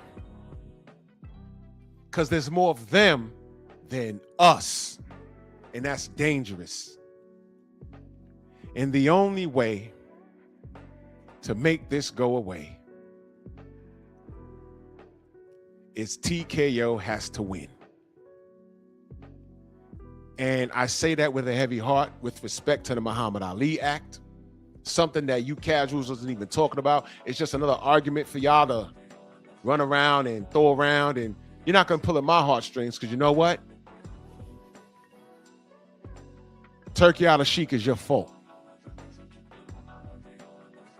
Because if everybody was fighting everybody, if the best was fighting the best, there would have been nothing for Turkey al-Sheikh to do other than to say, hey, man, I got more money over here. Shelton, what up? I got more money over here. Just come over here and just work with me. You're about to make $2 million fighting this guy. I'll pay you $4 million. Just come over here and work with me. We're trying to get Saudi under control with the sports thing. We're trying to broaden our horizons. All I can offer you is money. And then we'll see what's going on. Hassan, what up? Then we'll see what's going on. We'll see who's loyal to who. Because remember, DAZN came through and tried to do this first. You remember? I remember the arguments that people were giving me on Facebook when I was on there. Eddie Hearn has $1 billion bag. DAZN is funded by a billionaire Russian. He's going to buy up every athlete in the PBC. Cheerio, it's tea time. I'm like, listen. Oh, I'm sorry. Eddie Hearn is going to be the face of boxing. And I'm like, well, because they'd asked me how I felt about that. You're always wondering about how I feel about things. And you're not worried about the benefit of the sport. Stop worrying about how I feel. Worried about what's good for the sport. Because that's the other problem. Y'all worried about what's good for you. If you love Tank Davis and his booty clapping videos and him knocking out a bunch of nobodies, that's good for you. That's not good for the sport. Stop with, oh, what happens if your boy loses, Drew? I'm going to talk about it. Because you already know if he wins, I'm going to talk about it. If he loses, I'm going to talk about it. That's why that close your channel shit. If Deontay loses, close your channel. If Errol loses, close your channel. Remember, if Bud loses, remember that old man, that dude that said he was 60 in my chat? If Bud loses, close your channel. No. If Bud loses, I'm going to talk about it because this is a boxing channel. This isn't a Bud channel. This is a boxing channel. Why are you worried about how I feel? That tells me that you feel a certain kind of way. You were in your feelings about this fighter, and anybody that opposes him, you want to cut them down like they're the worst thing in the world. Or if you feel he's going to win, you're going to build him up until he looks stupid.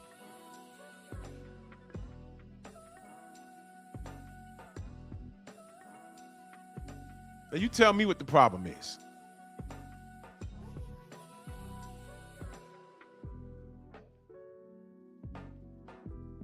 You guys came in here and y'all created Turkey al-Sheikh. These dudes was telling me about DAZN, and they were saying, oh, he's the face of boxing, and they're saying Eddie Hearn is the face of boxing.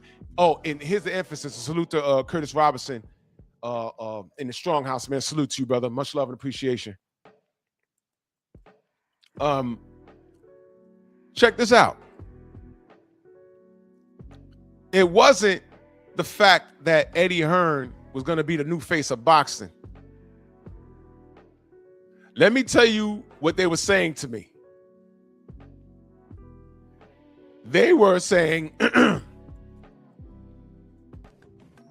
Eddie Hearn is going to come through with DAZN money and buy up all the PBC fighters. I'm like, wait a minute, what? Question. What is your fascination with purchasing all of the PBC fighters? What is that? Then they literally asked me, how would I feel if he did that? You know what my response was? I don't care. Black Undertaker, salute. I don't care. Do you know why? If Eddie Hearn buys up all the PBC fighters and I start getting all the fights that I want, then that's great for boxing. Yes or no? And that was my response to them. That was my response. I said, if he buys them up, I don't care. Am I going to get the fights that I want? At that time, what did I want? I wanted Maul Charlo or Andrade to fight Canelo. I wanted Lara against one of the Charlos. I wanted Triple G to do something. There was a franchise status that was involved around that time. I was out here going nuts like, whoa. So if he comes in with $1 billion bag and buys up everybody and we start getting the matches we want, I don't care. I said, is he going to finally make Wilder versus AJ? I'm with that. So in that aspect, I don't care. And if those fighters sell out for money, but what's the trade-off? I'm going to get the bag, but I'm going to fight my contemporary. I'm with that. I don't care who runs boxing. See, y'all are for those bragging rights. I don't care.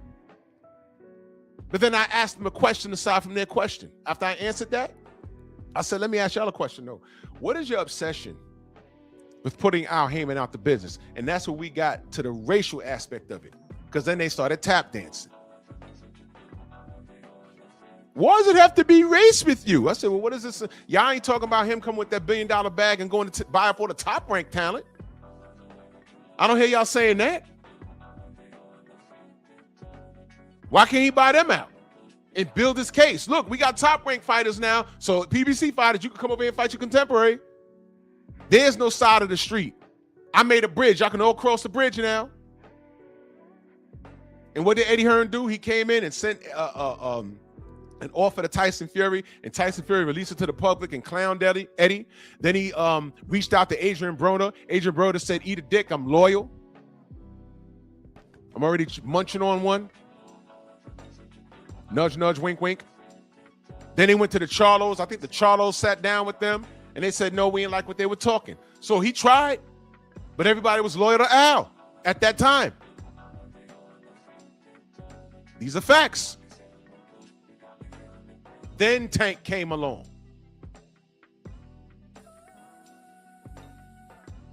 But what's the trade-off now? The PBC fell into the same rut that everyone else was in. The difference is their style of business doesn't work anymore. And I ain't got nothing to do with that. Boxing first.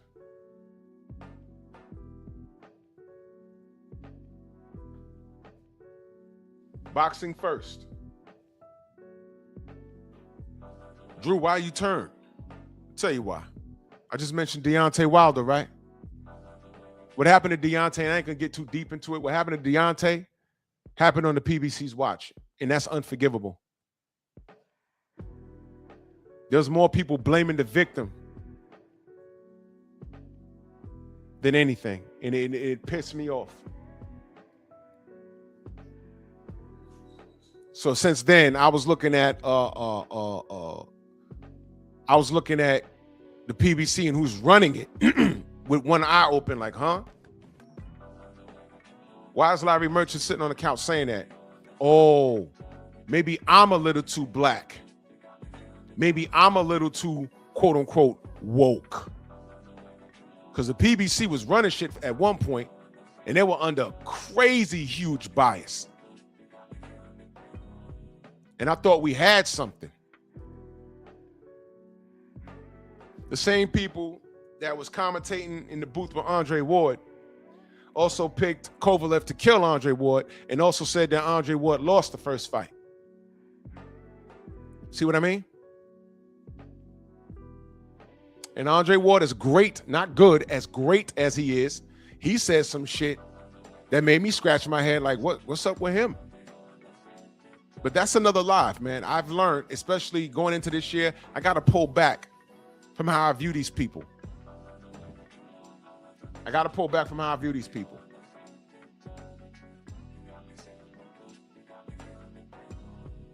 Let me go back up here. Because it's not appreciated. And they're not as aware as we would like for them to be. And if somebody didn't put them up on how life works, it's not my job.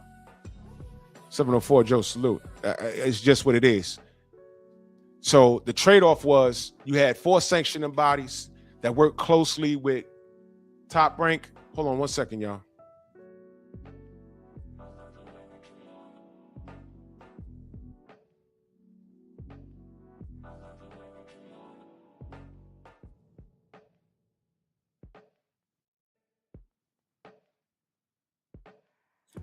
Sorry.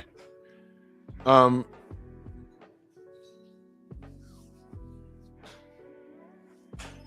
got to pull back because a lot of these cats are not as aware as everybody else. And I've come to terms with that. But that's another live stream. But you got these sanctioning bodies who work with these promotion companies, and they find they hit lightning in a bottle. The Manny Pacquiao situation, if y'all go back that far, to me it was like yesterday. I said, man, this dude is good, but they were telling a lot of lies about his accomplishments. They were. And then when we got all the way up to the Floyd Mayweather situation, that was 4 years of nonsense. And there was a lot of lies with that. A lot of lies.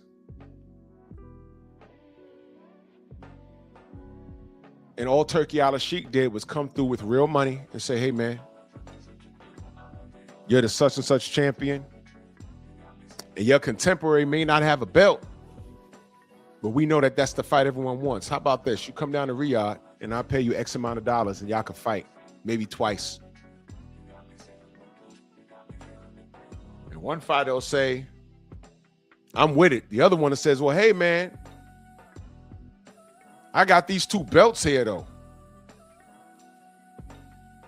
And Turkey will say, hey, how much money you paying for those belts?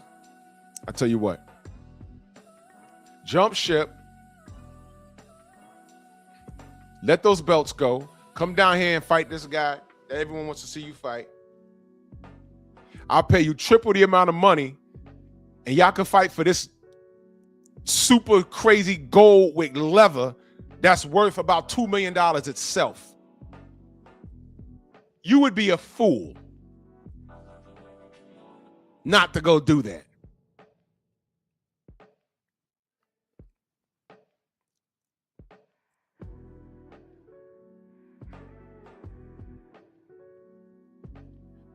And that's just what these cats did. That's what Jairo Patah did. I don't even remember what he did. I don't even remember who he fought. But the IBF said, yo, if you go down there and fight, we're going to strip you. He said, later, take this shit. I'm going to go down there and make my bank, and I'm going to come back. And whoever got my IBF, God bless him. Because I'm going to knock their fucking head off. And that's just what he did.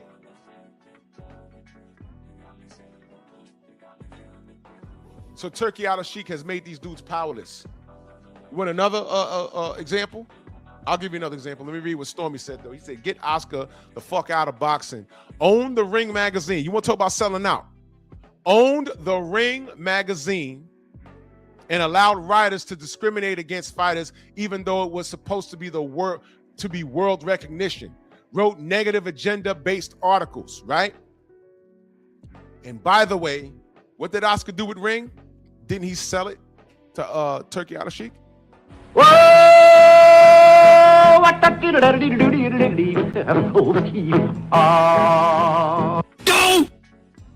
Uh-oh.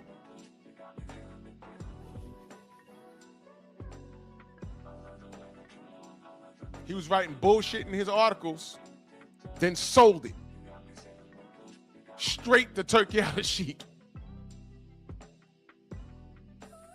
Yep.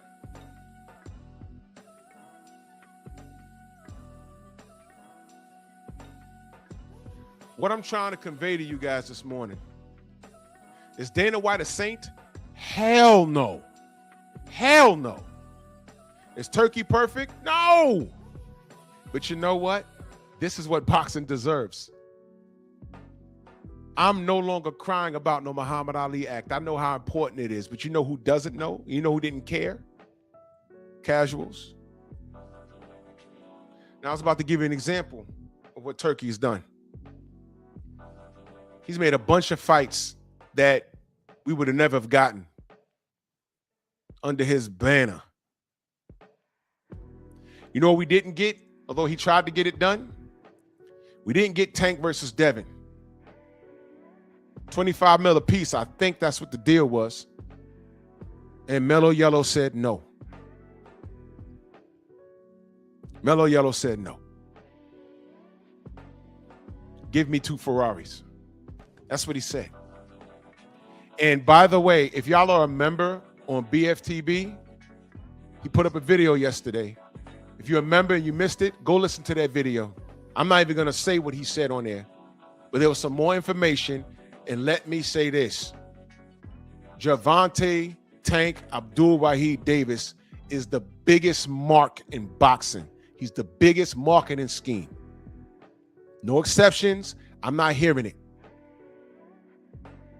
How do you know what BFTB says is true? He talks to Bill Haney. Like I can call Bill Haney. Like anyone could, like Champ Side could call him and 78 could call him. Why would Bill lie about this?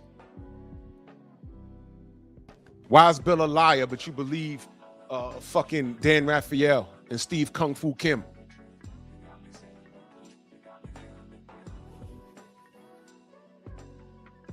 Why do you believe Oscar De La Hoya when he's right now actively moving Virgil Ortiz away from Boots? What principle is he standing on?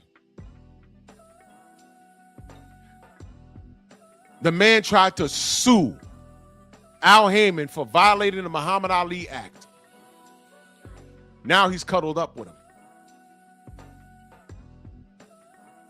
This is a fight they're not going to win, bro. They're not going to win. You done kept Boots away from Devin. Now you're moving Boots away from Virgil Ortiz. And now you're laughing. You're trying to laugh at Eddie Hearn saying you can't even get Boots a fight. Well, guess what? He's not lying. He's not lying.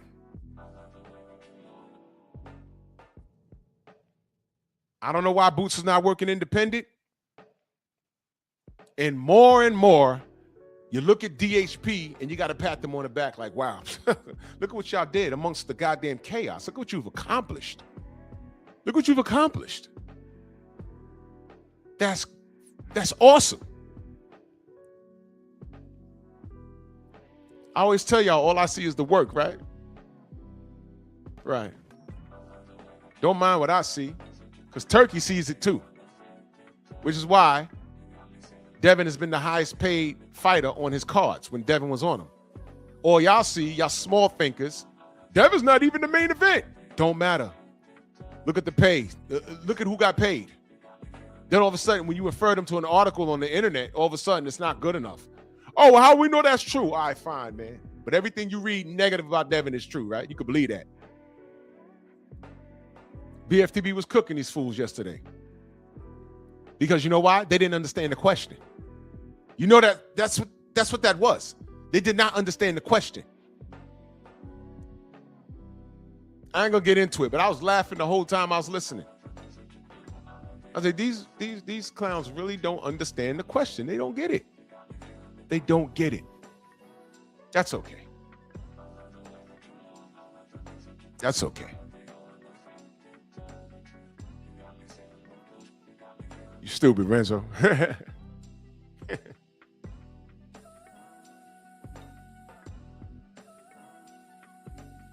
Oh, Bama, I don't even remember, bro, to be honest with you. I got it off in the app. I don't even remember the name of it. I gotta look for it. I don't even remember the name.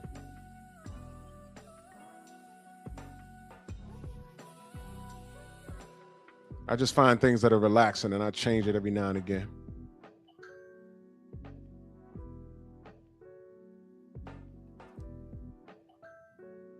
I mean, all of these things, man. I ain't got to make nothing up. I ain't got to lie on anybody.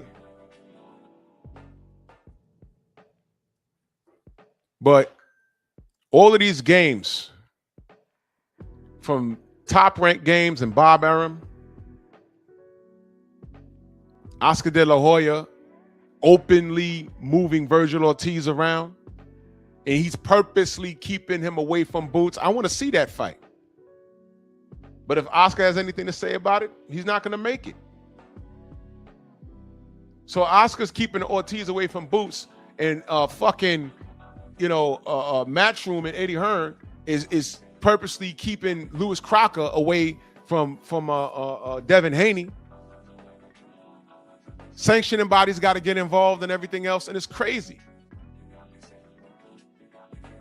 So that's the red tape that boxers have to deal with. Listen, if there was no Riyadh season, if there was no Turkey al-Sheikh, Devin would be having a bigger problem. Working independent, trying to fight these guys, and he'd have to assign short-term deals to get what he wants. He did that already with Eddie.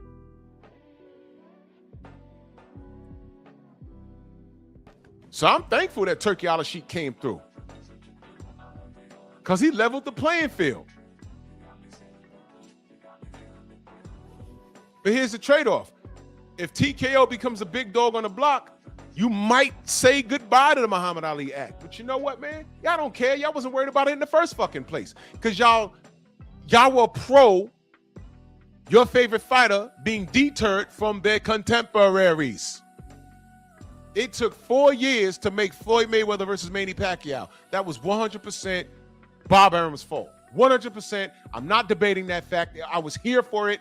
I have all the articles saved in my bookmarks. I will forever. I've gotten several new computers since then. The only thing that I did always save is something called a Manny Pacquiao folder, and I have everything there. Facts, data. That's what I have.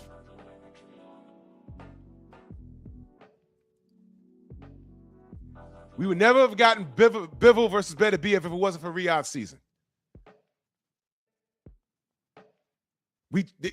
Listen, Canelo came through how many companies and drained the swamp and still never gave us Benavidez. Benavidez just stopped pursuing him. Like, he was like, man, I'm not doing this. F that guy. And Canelo fans are cool with that. Y'all are cool with shit like that.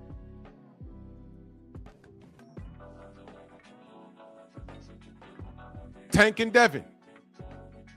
I really did think, I gave y'all too much credit, but I really did think that there would be an awakening. Yo, Tank, I fucks with you, man, but nah, you got to go fight Devin. Some cats did say that. And what happened? You sound soft. Fuck y'all. That's how he talks to y'all.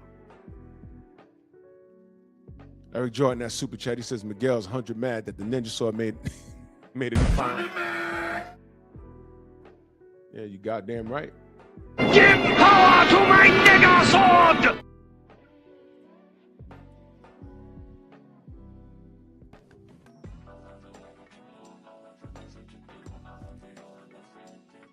Last year I said boxing needs to burn. And there was still some time for them to get right.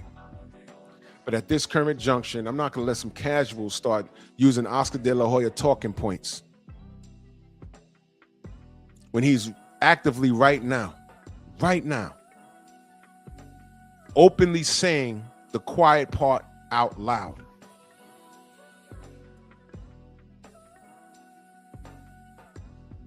He's not hiding it. The reason why we're not getting Boots versus Ortiz right now is because of Oscar.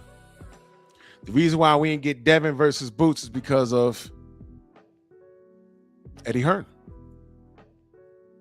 The reason why we're not getting Devin versus Louis Crocker is because of Eddie Hearn. So he still has some power. BFTB, salute. He still has some power. But if everything around him collapsed,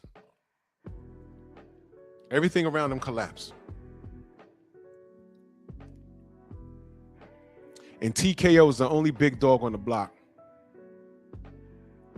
you casuals don't talk to me about the Muhammad Ali Act, because if Dana White runs boxing like how he runs the UFC, here's how it works. You're a champion, you fight your mandatory. The most that can happen is if it's a good enough fight that warrants a rematch, you're going to get that. Or, of course, if you lose a title, the former champion deserves his lick back. That's how it's supposed to be. In every weight class, one face, one name. You know, one face, one name that y'all laughed at Deontay for saying one face, one name. I thought it was funny, right? Okay. And it's so funny now, right? But the people that are against this, you're upset that the possibility that your favorite fighter goes over there, they're going to fight not only one of their contemporaries, they're going to fight like 5 or 6 of them. And I'll put this picture up here again, just to ruffle your feathers. There's no excuse. Since 2019, there's no excuse that Tank, from 2019 until today's date, there's no excuse why Tank Davis could have fought, didn't fight all of these guys with the exception of Lamont Roach. He did fight him and fought him to a draw, and he's not even giving you that back. I don't believe that he's going to fight Cruz because there's no guarantee he beats Cruz either, especially at 140. Oh, he's going to come down to 135. You don't know that. El Rayo didn't do that. And by the way, I didn't put El Rayo on here. You know why? Because Tank ducked El Rayo. Drew, no, he didn't. Yes, he did. Yes, he did. He ducked El Rayo. Exactly, BF. They don't give a fuck about the Ali Act. So it's not even an argument to me. I know how important it is. But they're saying fuck the unborn because people that are coming into boxing, they're going to have to deal with it the way Dana White's going to run it. And unfortunately, we're going to have to make that normalized because then I'm going to remind them, you know what it used to be? All through the, since 2000, you know what it used to be 20 years ago, bro? Yeah, more flexibility. But with that great power came great responsibility. And these cats were irresponsible. They made money and ducked their mandatories. And I'm not going to pay to watch them fight people I know they're going to beat. But some of these guys develop these weird fan bases that just like watching their booties shake beyond their shorts. Now back to this picture. I didn't put El Rayo on here. I didn't put Sandor Martin on here. He ducked El Rayo. El Rayo was at 140. They contacted El Rayo about a fight. They were with the shits. They said, cool, come to 135. They said, wait a minute. We just won a belt at 140. Why would we go back down there? Oh my God. Somebody told Tank no? Absolutely. Why? Let me spit in your face right now. I know y'all like that shit, you freak asses. Let me spit in your face right now. Why did he try to fight El Rayo? Because he knows his stupid ass fan base would say, well, he's Mexican. He moves the needle. I like that fight. That's what you dumbasses would say. That's what you would say.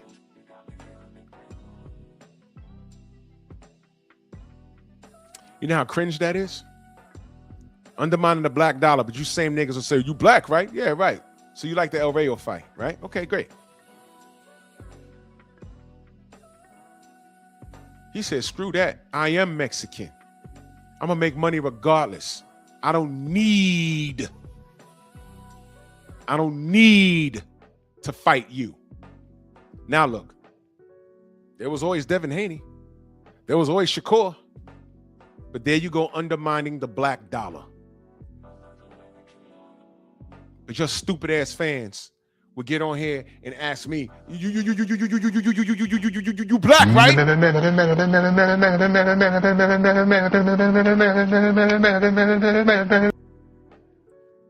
Fuck out of here. So the Mexican told you no. Because he's not going to conform and bend the knee and kiss the ring of Tank Davis, the face of boxing. He said, fuck out of here. I just want a belt. Come up here and try and get it. And Tank said no. Tank ducked El Rayo. Don't get it twisted. He ducked El Rayo.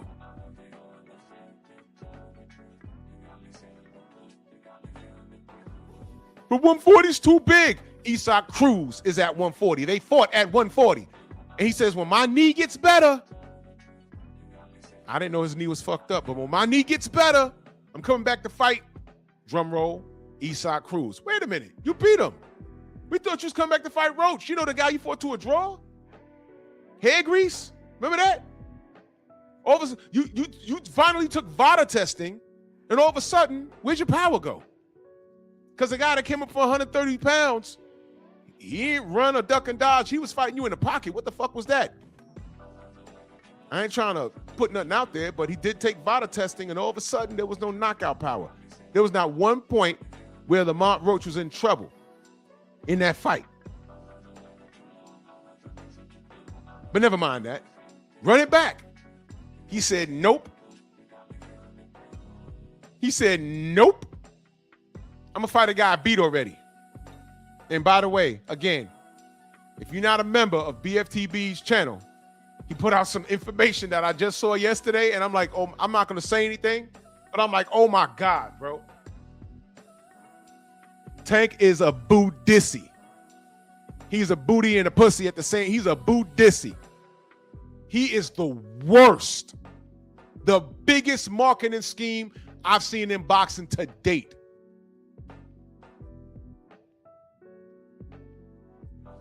The worst. Fuck out of here. You ducked El Rayo. And you're not even running it back. People saying, oh, he's going to run it back with Lamont Roach. I don't believe it. He beat Cruz with one hand. He going to need to with Lamont Roach. And I don't even think that's going to matter. He got to throw kicks or something. Because Lamont was on his ass, not like how he likes it.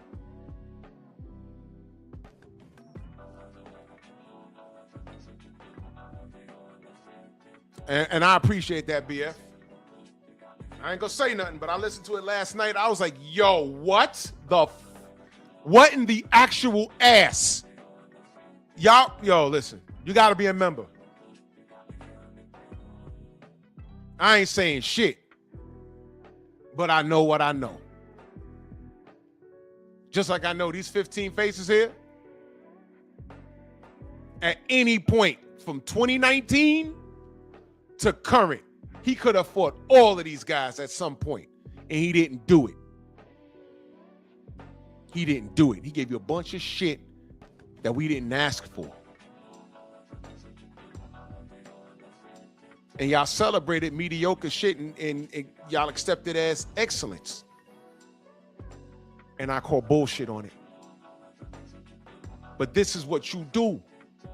And that's why I don't respect Tank fans. There's no level of Tank fan that I respect. If you're not honest with what's going on, I don't respect you. There are a few guys that are out here like, yo, man, I fucks with Tank. I'm from the city, or we from the DMV. But you know what? He got work to do. We can have a real conversation. And it's not about cutting Tank down. It's pointing out the discrepancies. Y'all understand the difference between pointing out the discrepancies and actually hating on a nigga? Y'all understand what that is? There's a difference. This isn't hate. This is, hey, man, you this great fighter. All I'm saying is prove it. That's all I ever said. Oh, you's a hater. How? You sound like a girl. Hey, man, you know, Chris Brown is nice and all, but, you know, Michael Jackson's the king of pop forever. You just hating. What? No. Did I say Chris Brown was trash? No. Did I bring up the Rihanna shit? No. I said he's really good, but y'all got to stop with these Michael Jackson comparisons. There's only one MJ. There's only one C Breezy, and C Breezy's not MJ. Don't be talking about my boo-boo. Okay. And stop talking about him around me. Goddamn. Hey, Chris Brown could sing, but Luther Vandross has probably the greatest R&B voice of all time. You just hating. That's how y'all sound. It's not hate. It's a fact. It's a fact. Not an 86 in that super chat. He says, salute Drew and salute to the mighty LDBC. Salute to you, good brother.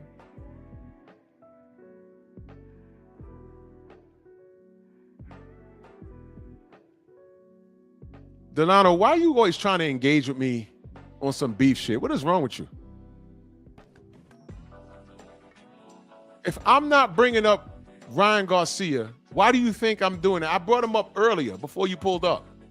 And I never say anything good about him. I point out the truth and also point out how he's accepted And this is another reason why boxing needs to die. TKO needs to happen. I thought about this. Y'all don't give a shit about no Muhammad Ali act. Y'all care about Gucci.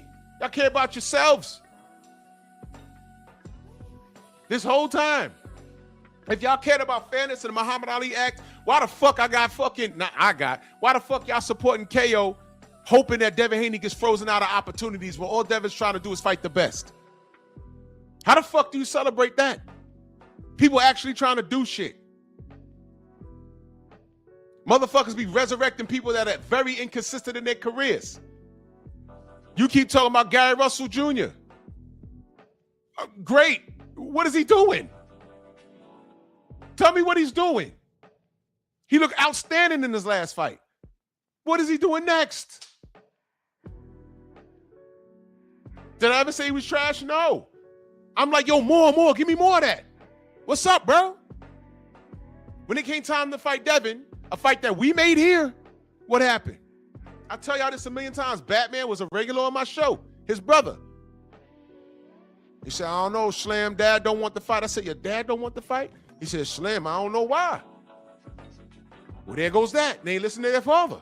That's why we didn't get Devin versus Gary Russell. So I don't know what Gary Anton talking about. Brother, get to work. Don't you got to get it back in blood? He has a loss, right? No one telling him to run that back? Did I say he was trash? No. Get busy. You can't be calling people's names out and not getting busy. Devin's getting busy, kicking ass, taking names, taking belts, and still he has a list. And still on that list, the only one motherfucker that called him out, Brian Norman Jr., who wasn't on any of y'all radar until he fought Devin, then he became the best thing since sliced bread. Things happened the way they happened, and now what? Y'all abandoned that ship. Y'all left B. Norman alone, which is fucked up. And we're still stuck with this? Now you got fucking Ortiz being moved around away from Boots by Oscar De La Hoya. Boots shouldn't even be over there with Eddie Hearn with his track record.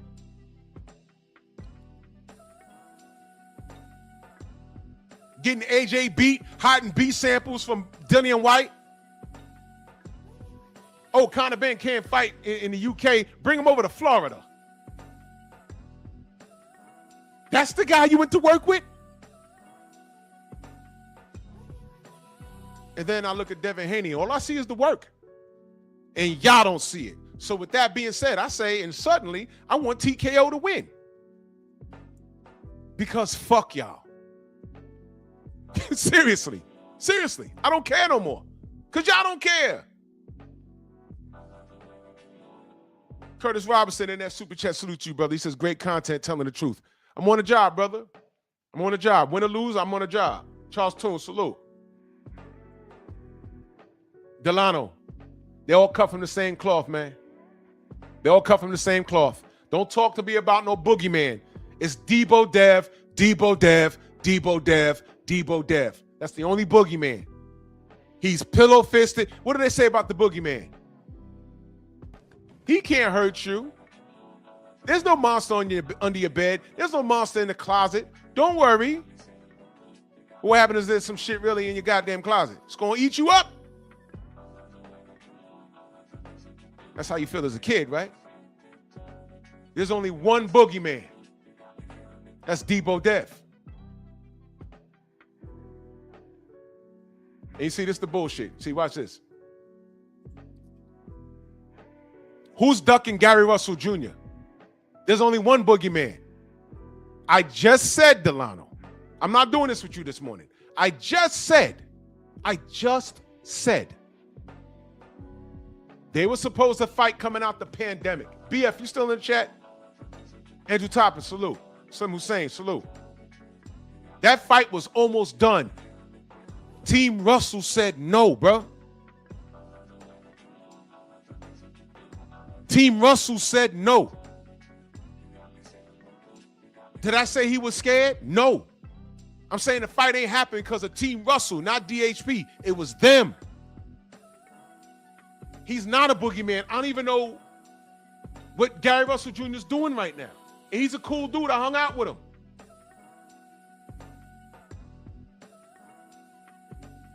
BF, am I lying on this?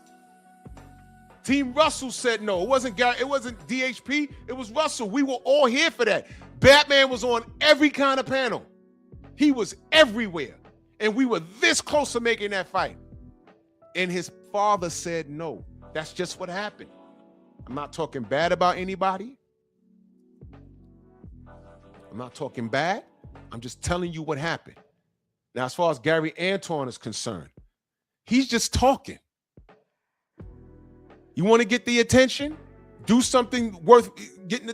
Listen, right now, he's equivalent to Paulie Malignaggi. BF said he still has the contract. There it is. I remember that because I got in the middle of that, and I get a headache thinking about that. Because I got played. I got played badly. If you know, you know.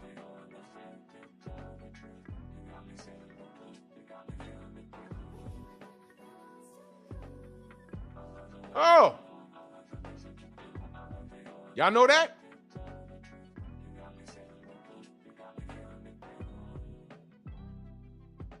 Okay. These niggas just be talking. Y'all forgot about what happened to Super Matias? Devin beats up Regis Prograis. Then a guy named Peter Khan contacts Bill Haney. Bill Haney comes on my live stream and says, yo, we trying to fight Super Matias. Remember that? And then I get a DM from a certain dude saying, oh, yo, Bill lied again. What are you talking about? Peter Khan doesn't work with Super Matias. I'm like, okay, so what does that mean? Well, Bill lied. Then Bill says, no, Peter Khan called me. So then I call Cano Loco because he knows Superdel's team. He says, they don't know Peter Khan like that. I don't know what the fuck that was. They mad at that.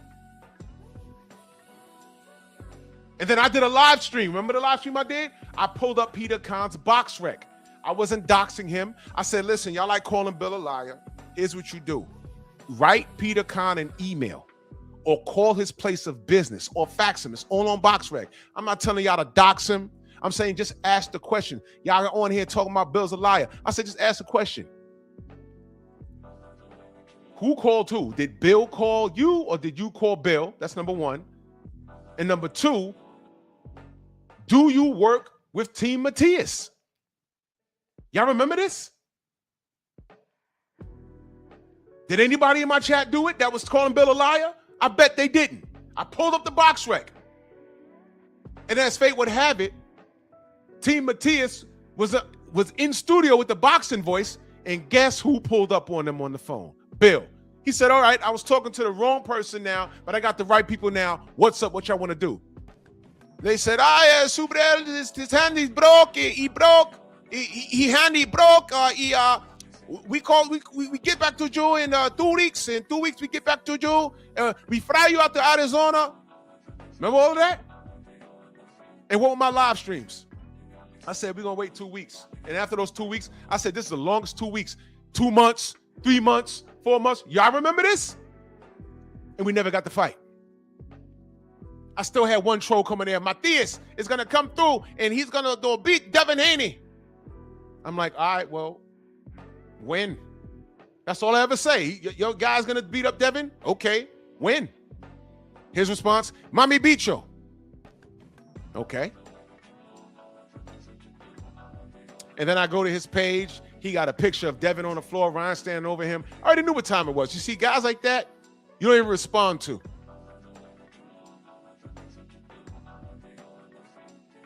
Mami Bicho indeed. But I got 15 faces on here, and one person he fought to a draw, and there was nothing but space and opportunity for Melo Yellow to do something. Delano, you could believe Gary could smoke a third of them. You're entitled to that. All I'm saying is, great. Remember like Tony the Tiger? Great. Let's see it. Watch this. Delano, tell me what Gary Russell Jr. is doing next. You're doing all this talking. Just tell me what he's doing next. Just humor me. Bob, salute. Tim Harmon, salute. Humor me. Tell me what he's doing next, bro. What is he doing next?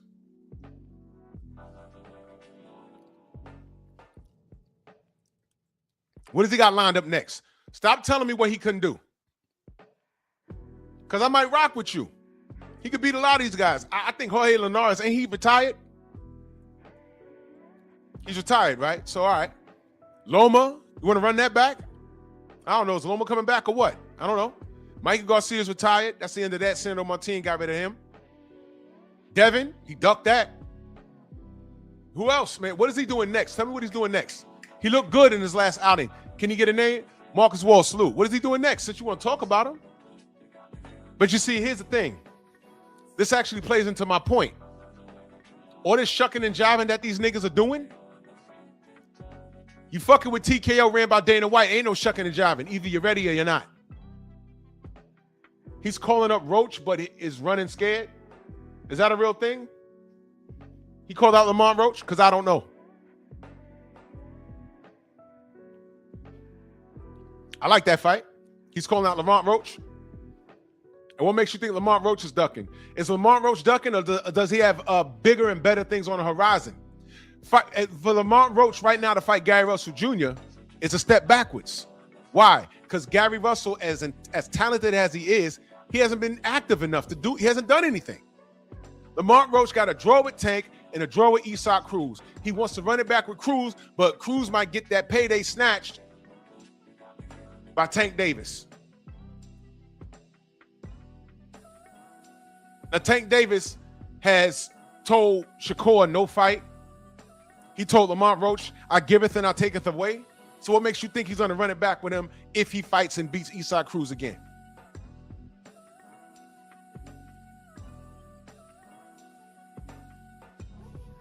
Lamont Roach is such a dog that he'll go to 47 and get in the mix with everything over there. Hell, I see Lamont Roach wanting that Devin Haney smoke. And he ain't saying nothing but a word. Ain't nobody waiting on these people anymore. Y'all don't see the rhythm anymore? Y'all don't see what's going on? David Benavidez looked at Canelo and said, you know what? You's a sucker. I ain't waiting on you. Went to 75, and now he's about to go to like cruiserweight at 200 pounds. Now he's about to do that. Devin said, I ain't waiting on you, Tank. Man, you a pussy. Went ahead and did better. He cleaned up, got undisputed under Tank's nose at 35, and went on to do bigger and better things.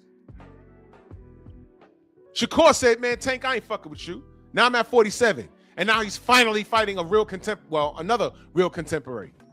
I'll give him Oscar Valdez.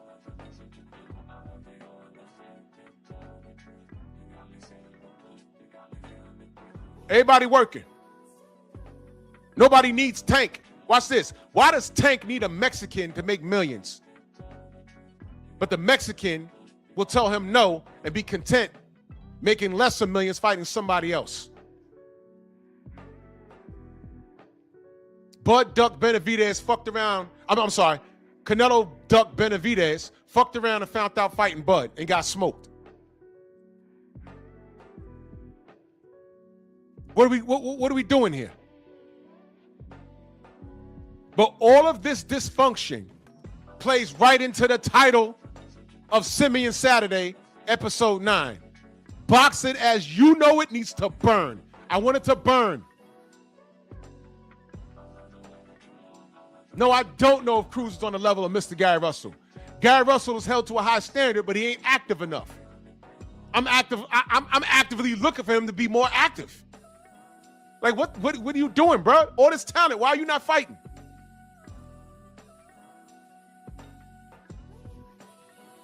And if Dana White's overseeing all of this, you ain't gonna be having time to talk and not perform. I don't give a fuck about no Muhammad Ali act anymore. Because y'all don't. Y'all didn't even know what it was until last year. When someone threw it in your face and you got mad, when Turkey Al-Sheikh said, nope, you coming down here, I'm gonna pay you a shitload of money, but you gonna fight your contemporary. Give me 2 Ferraris.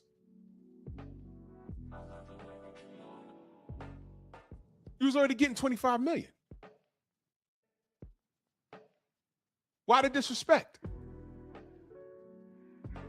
Devin ain't saying no, he said no.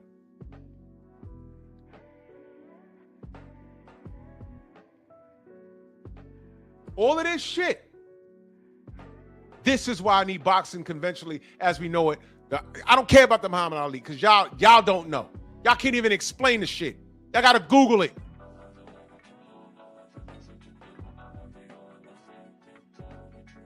Prez, I don't even know what you're talking about. I ain't say nothing about no resume.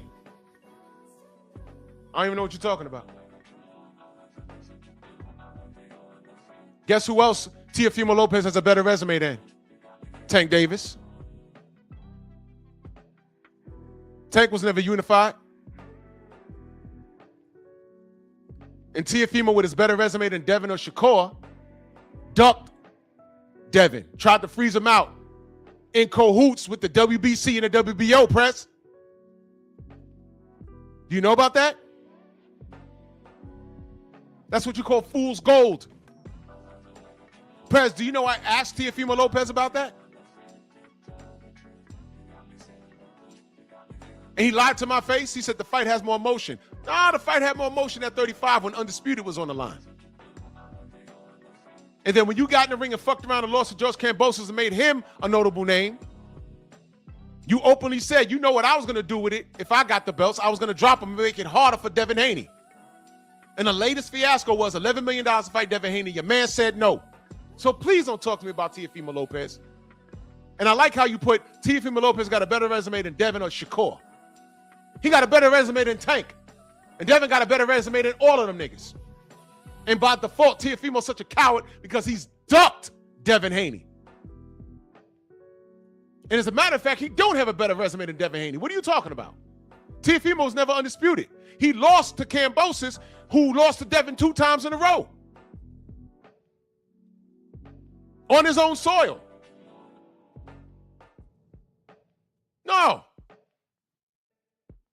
Shakur ducked Devin. Tank ducked Devin. And Tank ducked everybody. He ducked Tio, he ducked Shakur, he ducked Devin, ducked Gary Russell, ducking a Lamont Roach rematch. Come on, man. Stop it. Renzo Peterson in that super chat salute. He says, I respect the Russell family and I like Gary Russell Jr., but he's never lived up to his potential. He never been that active, and his best years are behind him. His brother seems to be following him. Shaking my head. Rest in peace, Batman. Salute. For real, man. Southern T, my cuz. What up, brother?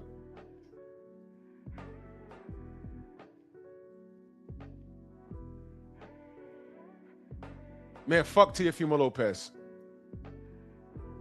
I don't know. Prez, what's wrong with you, bro? Real shit. Why do you do that? I need to know why you do that. You know you do that every time you come into the chat. Then you turn around and say you're not a Devin Haney hater. Then you try to put him in a sentence to try and camouflage what you're saying. But I caught what you said. Why do you do that? You know about Teofimo Lopez. Especially, you know how I feel. No. You're not talking about boxing. You're being contrary. You're not talking boxing. You're trying to create a debate which will lead to anarchy. First of all, you know how I feel about Teofimo Lopez. The fact that you don't feel the same way is alarming. It's actually quite astonishing. Your perception of his place in history is astonishing.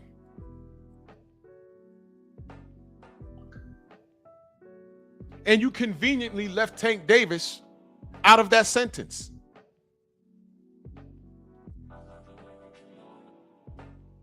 Exactly, BF. He knows what he's doing. That's why I'm waiting for him to respond.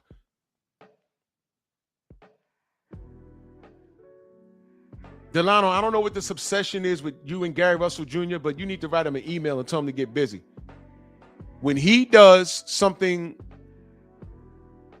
for me to talk about, then I'll speak on it. But he's not doing anything. I just asked you, what is he doing next? And you're giving me these scenarios. It's bugged out. Frank Martin. Frank Martin's fighting at 140. What are we talking about here? What are you talking about? Stop giving me the woulda, shoulda, coulda and tell me what he's doing in all reality. Because the reality is The two active fighters, Duck Devin. That's just what it is.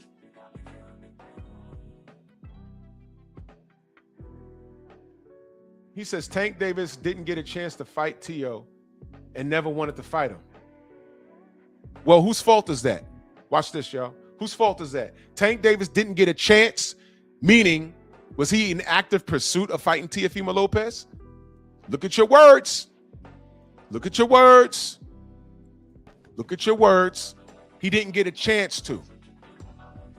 Like Devin didn't get a chance to fight Gary Russell.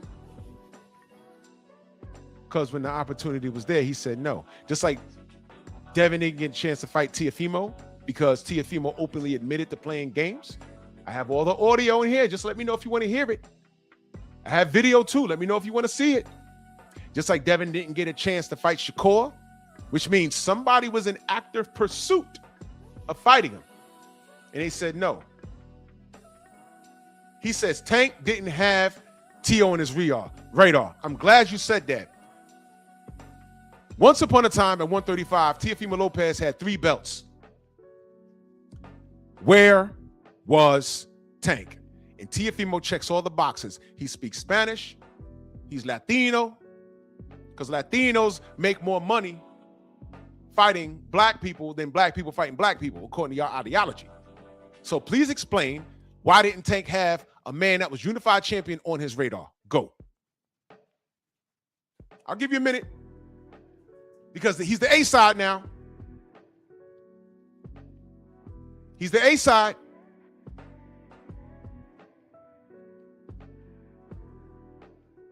I'll wait for you to type. And please, give me some sources. You like to live on Google and share all kinds of, please pull up a quote where that fight was spoken about and T.O. said no. Because right here it says Tank didn't have T.O. on the radar. The man had 3 fucking belts.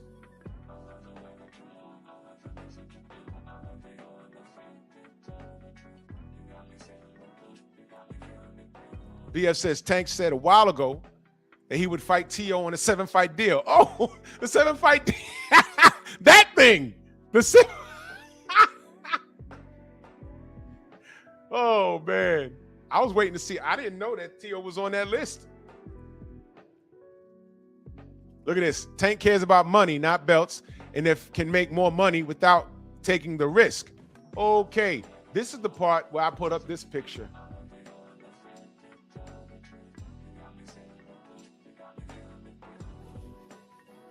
Okay. Press. The only fight up here that made Tank a lot of money was Ryan Garcia. And salute BF. I heard that Brit clown on the show last night. What he didn't know was that the very next fight against Oscar Duarte, it was proven that Ryan Garcia was not a draw. Because number one, that fight was not on pay-per-view. And number two, that was in Houston, I think that fight was. And I think Rod Neal was there. Our brother Rod Neal was down there. And half the goddamn arena was shut off, and it wasn't even sold out. So Ryan Garcia is not the draw. He needs a dance partner, like Tyson Fury needed a dance partner. After he fought Wilder the first time, they tried to market him. He signed the deal with ESPN. His very next fight, it wasn't even sold out. He came out dressed like Apollo Creed and everything. And nobody cared. He needed a dance partner. So Ryan Garcia needs a dance partner under normal circumstances. What's abnormal? Riyadh sees it as an abnormal situation. So he's getting the bread, but no one really cares about him unless he's in the ring with somebody. So let's play this game, Press. Teofimo Lopez or Hector Garcia? Who y'all got? Teofimo Lopez or Hector Garcia? As far as money's concerned, and a better challenge. Money and a better challenge. Well, you know what? Let's leave the word challenge out of it. Let's leave the word challenge out of it.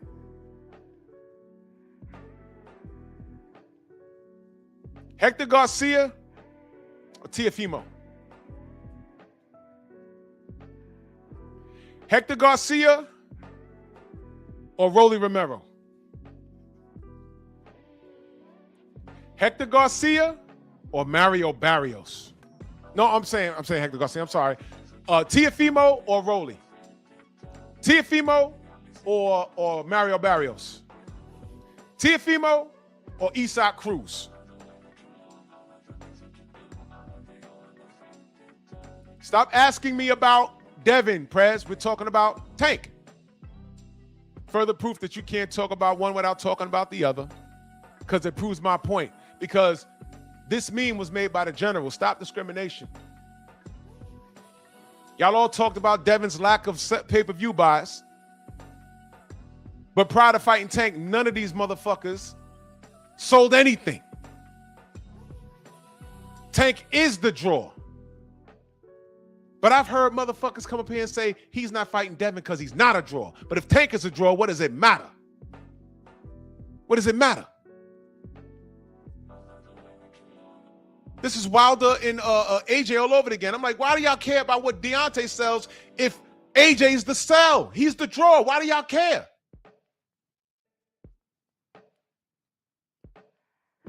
This conversation that we're having, this is why I want TKO to shut shit down. Because we ain't got to deal with conversations like this. Shit'll get off the pot. Sorry, but I'm not sorry. Fuck the unborn. They're going to just have to work.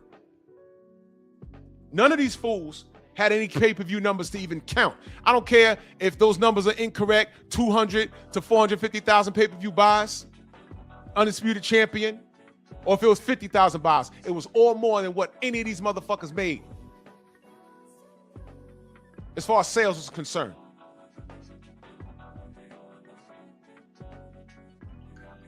And that leads to my point. If Tank Davis sells, it don't matter who he fights.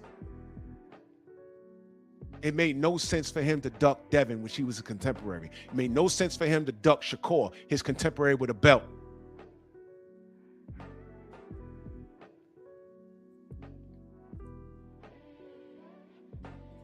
Stop talking to me about gate numbers. All of this shit is irrelevant. You know why? Because Turkey Al-Sheikh is the new sheriff in town. They weren't worried about seat sales at the Fatal Fury. I was there. It was like 10 niggas behind that curtain. They did it in the middle of Times Square. What? They were not concerned about a gate. It's put up or shut up. And when they say, go get your bread, Tank don't even want to do that.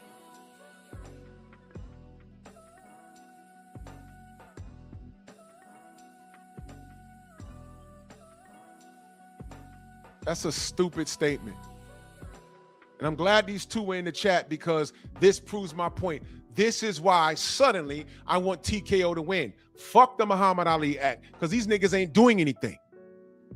Now, I spent a majority of this live stream telling y'all what it is. Fighters aren't fighting. They're hiding behind gate sales and Mexican sales more than black sales, and he hasn't done enough, and this guy's this unified champion and resume. Fuck that. Fight. And I need the conventional way of how you know boxing to die, Press. It needs to die because you're young and you don't know what boxing used to be. The reason why oh my God. Don't anyone answer this question but Prez. Prez, when we say four kings, who do we talk about? When we say four kings in boxing, who are the four kings? Delano says, look at this, Drew. Thank, I'm reading how you wrote it. Smoke all these, and now they included Martin are headliners now. Those are facts. Martin who? Sandor Martin? Frank Martin? Who?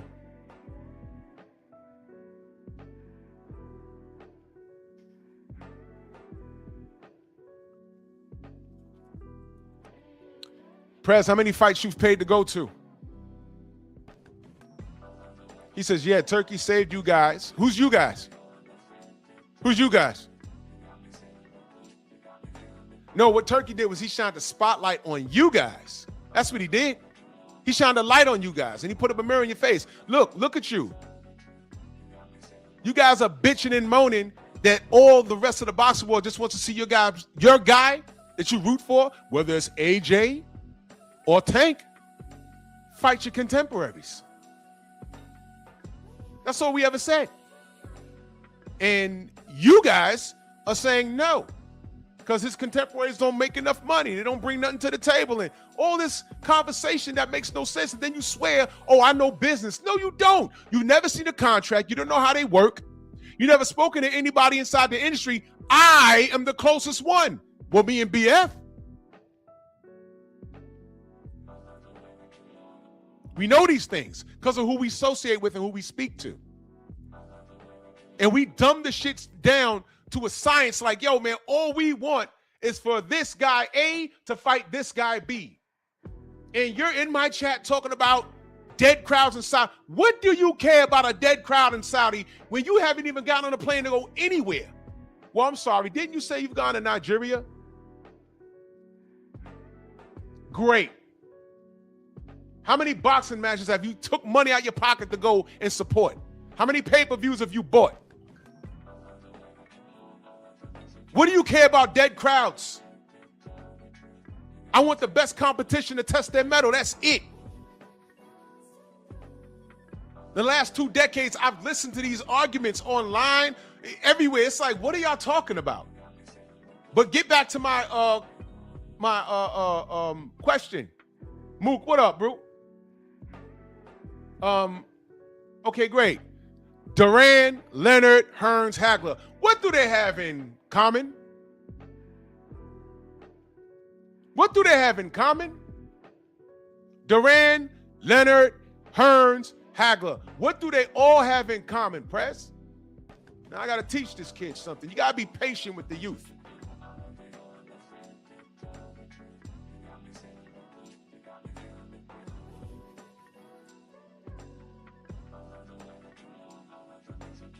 Now, y'all ain't got to answer. Y'all ain't got to ask him no questions. Y'all already know what y'all dealing with him. What does Duran and Leonard and Hearns and Hagler have in common? Kansas City Max, salute. Tell me what they have in common.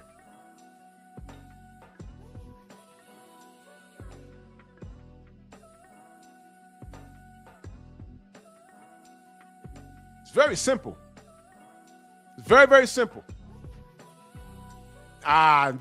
See, that's the problem. They all fought each other, but look what he says at the end. Who cares? Exactly. And that's why I've been singing that song, They Not Like Us, before my brother wrote it. We're having 2 different conversations. You see, that's why I can't get irate about this kid. This shit is normalized like skinny jeans and painted black fingernails. This has become normal. Y'all see what I'm dealing with right here? This is why you can't get irate about this. They all fought each other, but who cares? That's not what we do. Remember I told y'all about the conversation I had on the Facebook group? Who would you rather be? What career would you rather have? Charles Barkley or Robert Horry?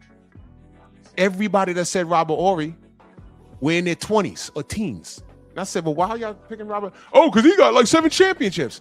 Okay. Where's he at now? Well, I don't know. Where's his place in the Hall of Fame? I mean, he might be there. But is he a top 50 player like Charles Barkley? No. We ain't get no rings. Okay. In a team sport, does rings necessarily make the player? We're about the rings over here. We're about the chips. Oh, so you'd rather sit on a bench for 82 games, barely suit up, be on injured reserve, but if you get to pop bottles in that locker room,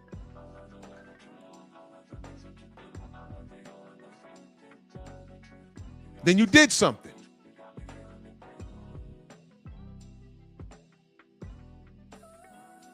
You get to pop bottles in the locker room, then you did something.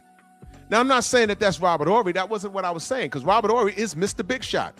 He had nerves of ice, And if you left him open for that 3, he would J you right in your face. Yes. His rookie season and his sophomore season, he got a chip. Him and Sam Cassell were rookies when they run titles back to back. But he's not a top 50 all-time player. Charles Barkley is. They built teams around him. They have him listed as 6'6". No, he's not. He's more like 6'4". He just had long arms and he was tough as fuck. And he could jump. He was a menace on the court. He was, unfortunately, he just played during the Jordan era. And y'all know how that go.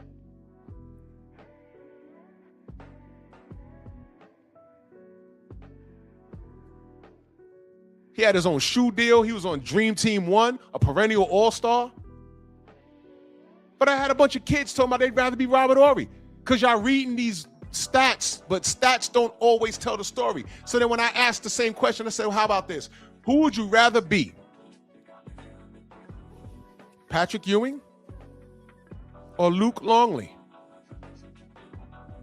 Then it got quiet.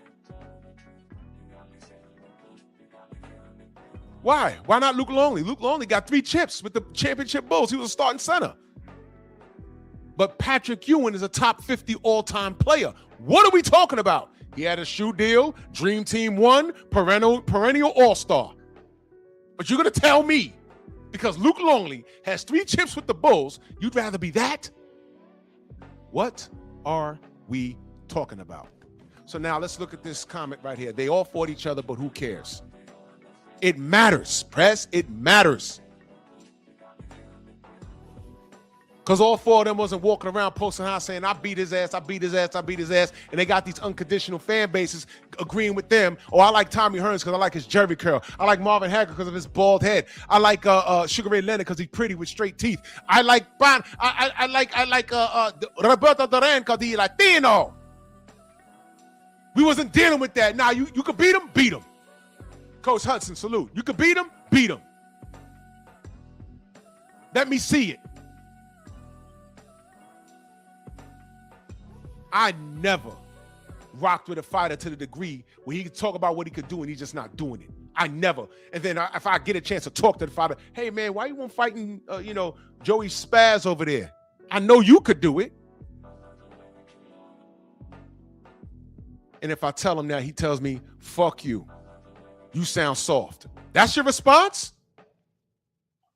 Uh-oh. That would make me think, hey, man, I got more faith in his abilities than he does. No, Prez, you go talk to Tank Davis. That's not my guy. Because you know what happens when they all go talk to Tank Davis? You know what happens? He calls you soft. He says, fuck y'all. I've seen it. That's what he says. So you can't tell anyone, go talk to Tank Davis, because we see what happens when you talk to Tank Davis. You see how that works, young man? You can't make this up at all, man. You see what I'm talking about? Godfather. Yeah. You can't make this shit up, people. You cannot make this shit up. BF says, I could talk to him. Don't want to, though. And guess what? I think there's only 2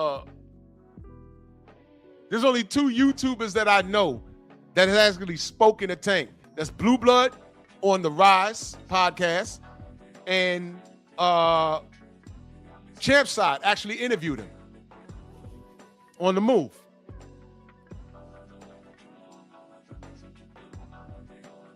BF's OG, matter of fact, at the Fatal Fury, BF, true or false, his OG was right there with us. His OG was right there.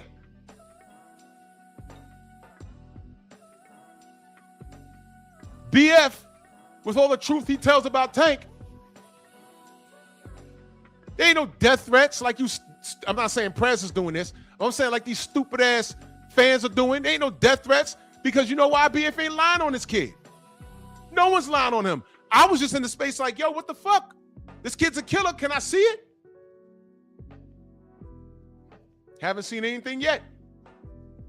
Know what I've seen? Hector Garcia, Rolly Romero, Isaac Cruz. And you know what was fucked up about the Cruz? The Cruz fight? He beat him and then goes into the locker room and says a new star is born. He fights Lamont Roach to a fucking draw, right? And he's not even giving him a goddamn rematch. Feel me?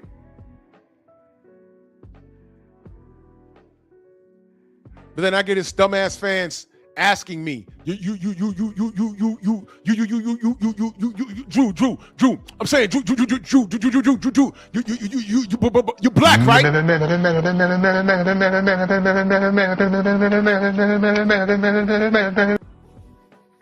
Boy, you don't sit your stupid ass down. Don't ever question my blackness, nigga. Not when you justify a nigga that cuss you out every 5 seconds he'll get. He ain't giving you shit that you want. He thinks that everybody just wants him to lose. Asking him to do his job and beat on his contemporaries translates to him as you just want to see him lose. He openly said his biggest fear is to lose on a grand stage like that. I never heard Devin talk like that. I never heard Deontay talk like that. I never heard Errol talk like that. So what are we talking about? So Prez says they all fought each other, but who cares? It matters. You know why? Because when that don't happen, guys like Turkey Al-Sheikh could come in the front door with real money and put Dana White in charge. And when if everything falls, if Golden Boy goes belly up, the PBC's on shaky legs, they're in a joint venture right now. If you're pulling up just now, shout out to Aki TV. Golden Boy and the PBC are in a joint venture right now. And look at this homosexual. Yo, dude, get your girl. Get your girl. Get your girl. I want to talk. I don't want to talk to you. I want to talk to your girl. I want her to know what you're doing and ask her thoughts on this. I bet you James Franklin's girl is light-skinned and he's trying to get her to tattoo Baltimore on her back. Now, why is he doing that?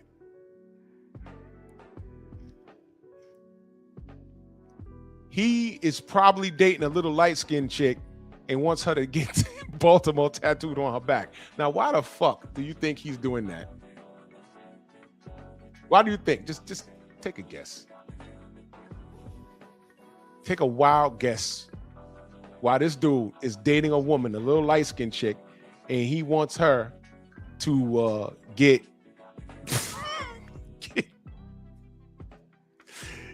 Baltimore tattooed on her back.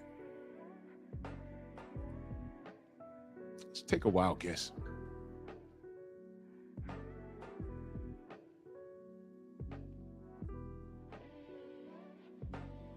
Y'all let me know.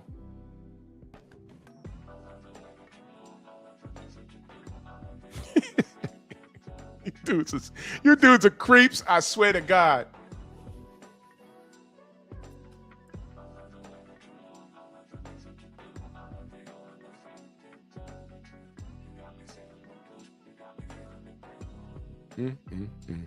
Do.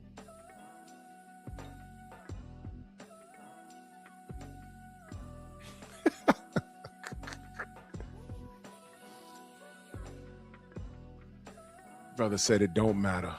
Ain't that something?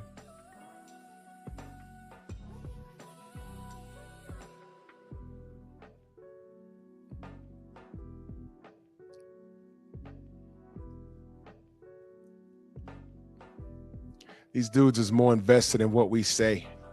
You can't call us liars, but they're more invested in what we say about a dude that don't give a fuck about him. And then they're going to say they're boxing fans.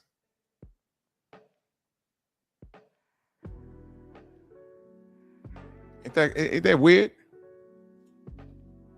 that weird?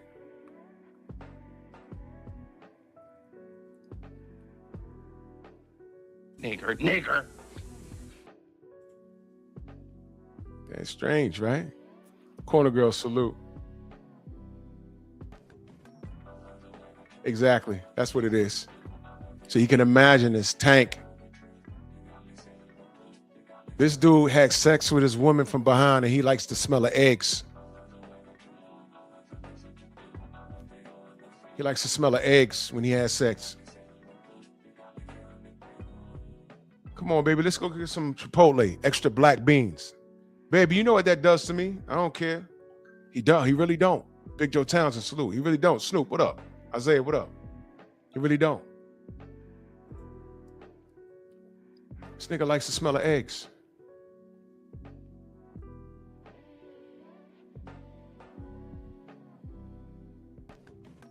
You want to play games? Let's play games, man.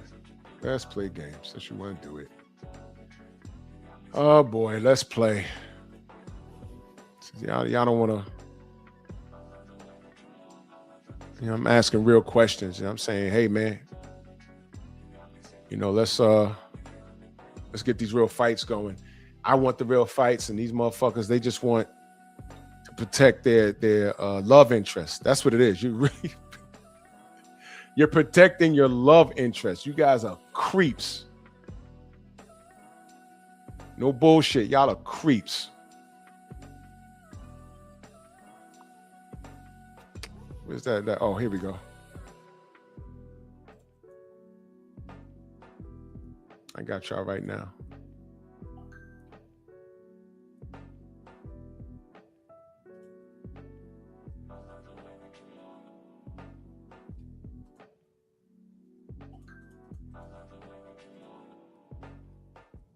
Hold on.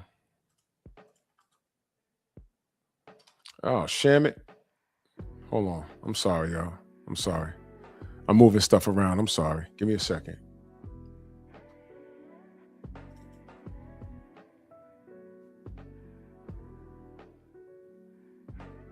Give me 1 second. Man, I don't mind getting messy. I don't mind getting messy. You know, actually, I appreciate you, Tank Fanatics, because I never thought it'd get any worse than what I'm seeing. But y'all don't disappoint. Y'all don't disappoint. So what I'm gonna do is I'm gonna put up a meme of your fucking hero. So y'all, you know, and it's gotten to the point where, you know, I actually like telling the truth about this kid. Because it don't have to be a roast. You know what I'm saying? It don't have to be a roast. It don't have to be a roast. Because I always say to y'all niggas, like, yo, stop me when I'm lying. Don't I always say that? Stop me when I'm lying. Stop me when I'm lying. Stop me when I'm lying. And y'all can't. And like a girl, like the dumb girls you are, y'all, you hating on Tank? Okay, don't put that coat on me. I'll squeeze into it. I'll squeeze into it. I'm hating on Tank. Hating on Tank. But y'all can't tell me when I'm lying on him, though. Hold on. Try and get this meme up.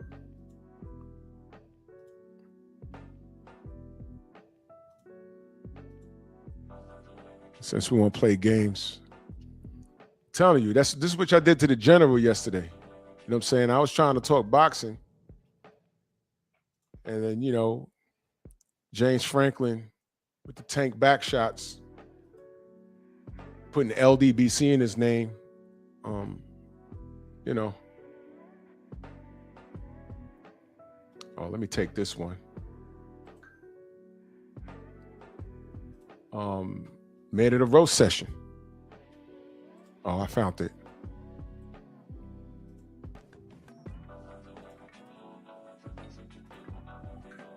There we go.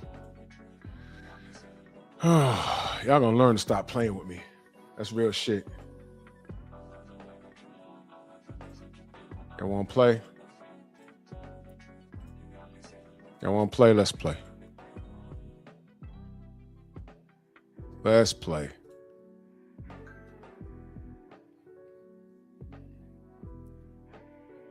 Told y'all leave me alone, man.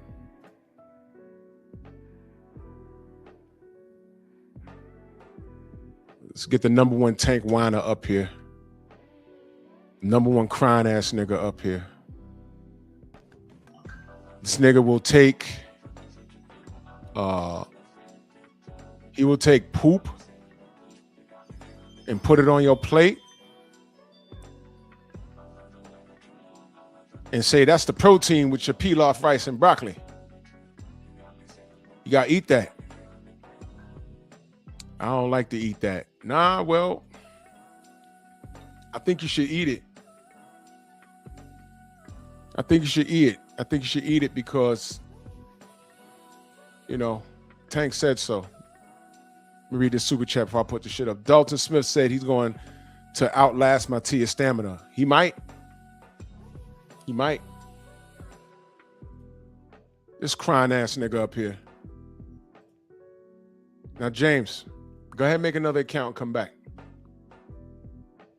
Hoe ass nigga. I can't believe I'm in a place where I want to be left alone from niggas like that. Go to this nigga page and cry about it. This is the shit that got him set off in the first goddamn place. Nigga crying about Tank. And Tank called him soft and shit. This nigga was in his house with his hood on and snatched Tank picture off the wall, but he put it back though. Because then he tried, like I just said, he tried to put the protein on y'all and say, hey, nah, it's not shit, it's meatloaf. It's not a piece of doo-doo, it's meatloaf. Put some gravy on it, it's the same thing. That's what this whole ass nigga did. That's what he did. And then told you brothers fight. Did he say that? I didn't hear him say it. Did he say that?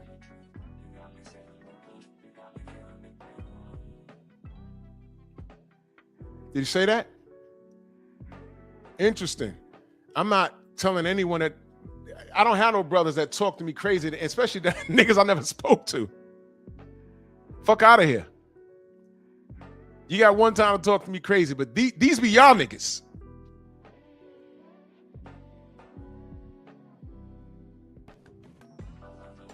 He was supposed to become a supervillain after this.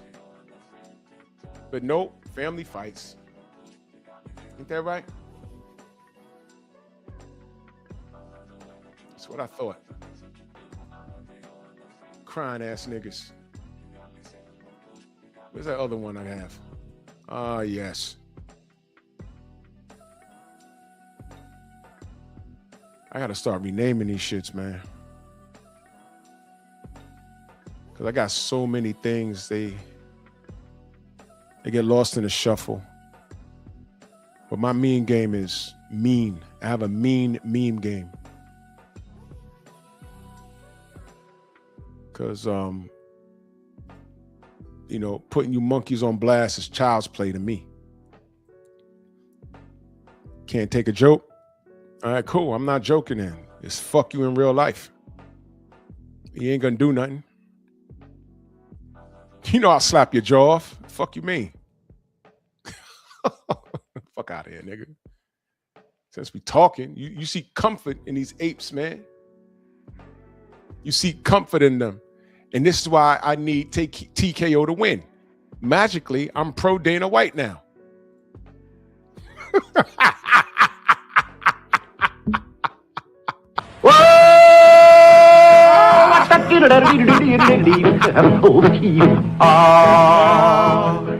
That's kind of pretty before it gets started, ain't it? Don't! Man crush. Fuck out of here.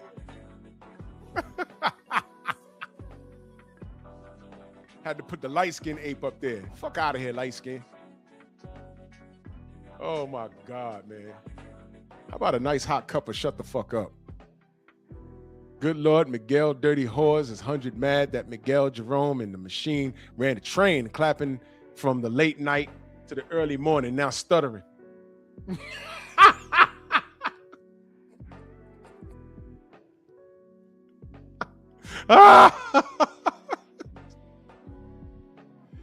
Oh my God. ¡Ay, Miguel! ¡Miguel! Niggas in the back seat. Be in the back seat in the dark room. It'd be in a seat in the dark room. It'd be one love seat in the dark room.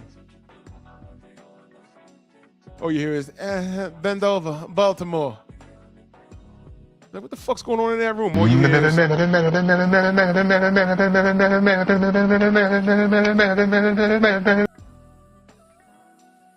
is that eggs? Is that eggs?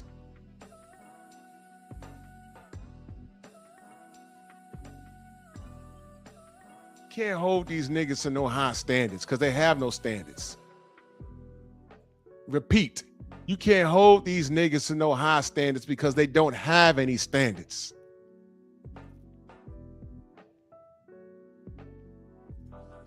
They don't have any standards. They don't.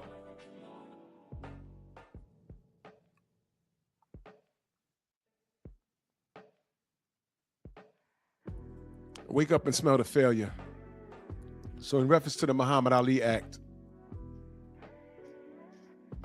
y'all don't care about it, so I don't mind it leaving.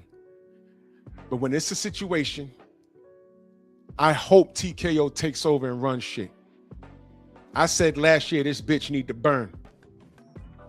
And right now in real time, if you're a Boots Ennis fan, two things you should be concerned about. One of them y'all not, because you're just hoping for the best. You're hoping that Eddie Hearn does right by him, which he's not. But the other thing is you're wondering why the Ortiz fight ain't happening. Well, Oscar said on his Instagram,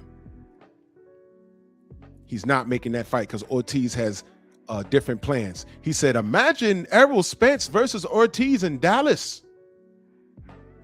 What about for Sebastian Fundora? We don't need no Boots.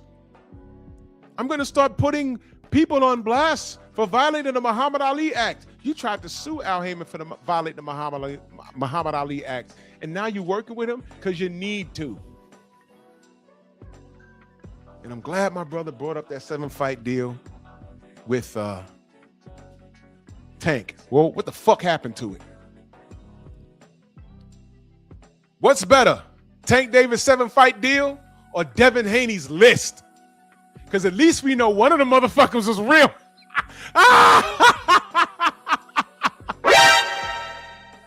Y'all upset? I ain't lie to y'all now one fucking time.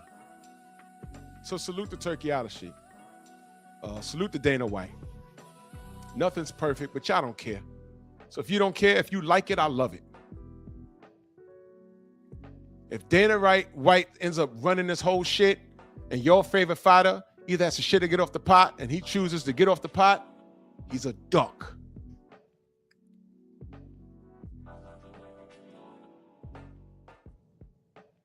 Trash. Doo-doo. All this justification for nothing. If you're justifying Tank, you're a part of the problem. If you got hope in a fighter that's not doing anything to turn heads, you're part of the problem. You could hope and wish for Tank and Gary Russell and Anton Russell. You can hope and wish. You can say Subadel Matias is next up. You can hope and wish. All I'm saying is, great, show me. And if you can't show me, get out the way. Because I'm only fucking with fighters that are doing it. I'm only fucking with fighters that are in active pursuit of greatness. So salute to the GOAT, Muhammad Ali. But unfortunately, this new breed, with this new thought process, when I say, hey, why are these 4 fighters, why are they considered the 4 kings? And the person says, Prez says, they all fought each other, but so what? So what? They don't even realize they're part of the problem.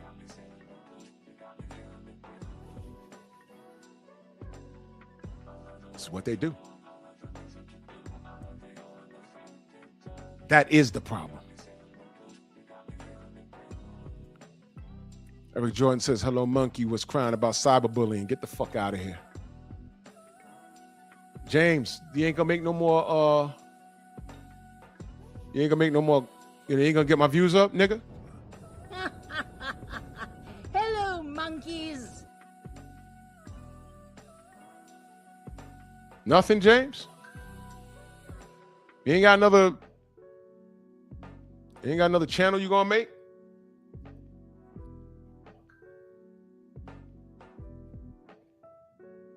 James, you got another channel? No.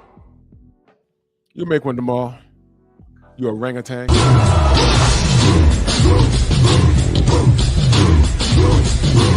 Yeah, come on!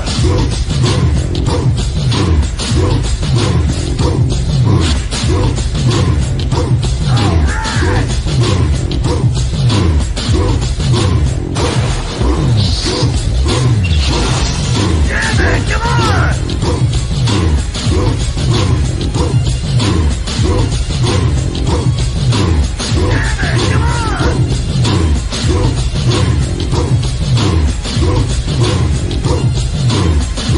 Yeah, man, come on!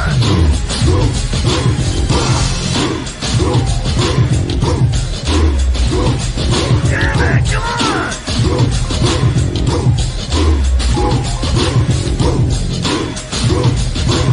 Better than that!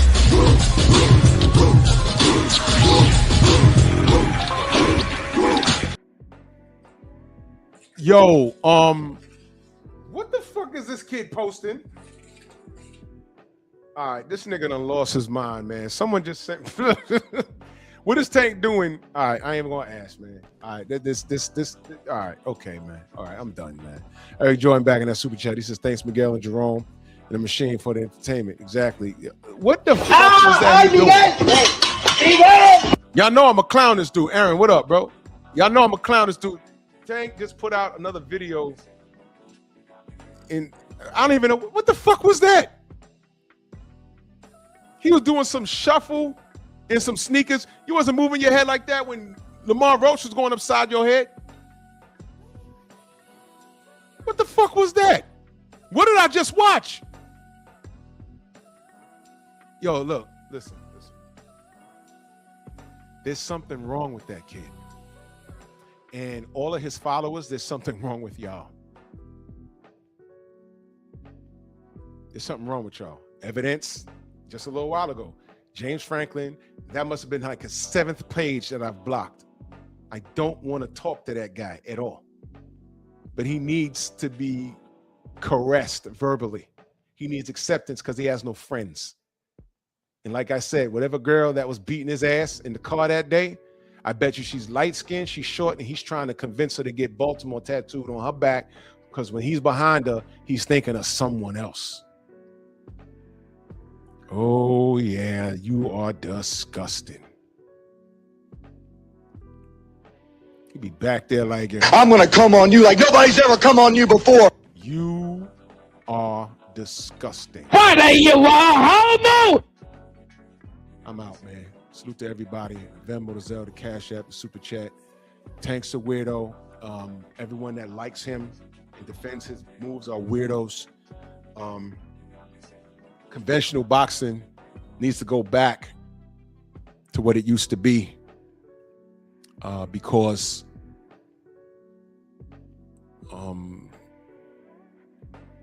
y'all don't respect the Muhammad Ali Act anyway. Y'all don't even know what it is, even if you Google it.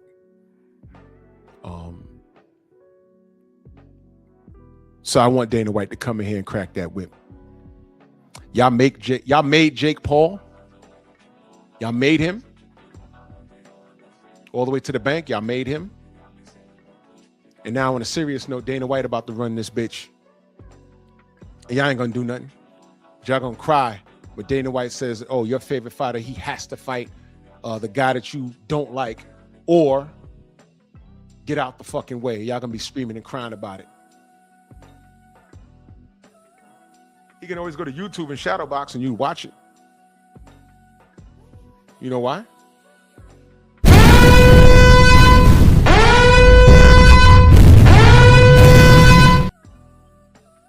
Salute to everybody in the Venmo, the Zelda, Cash App, the Super Chat. Get out of here, get my day started. Oh man, I had something come up. There's no show tomorrow. There's no show tomorrow, and it might not be a show on Monday. I got some things I gotta do. But salute to y'all. And I'll catch you on the rebound, man. Bronx on deck. Move! Why are you gay? Who says I'm gay? You are gay.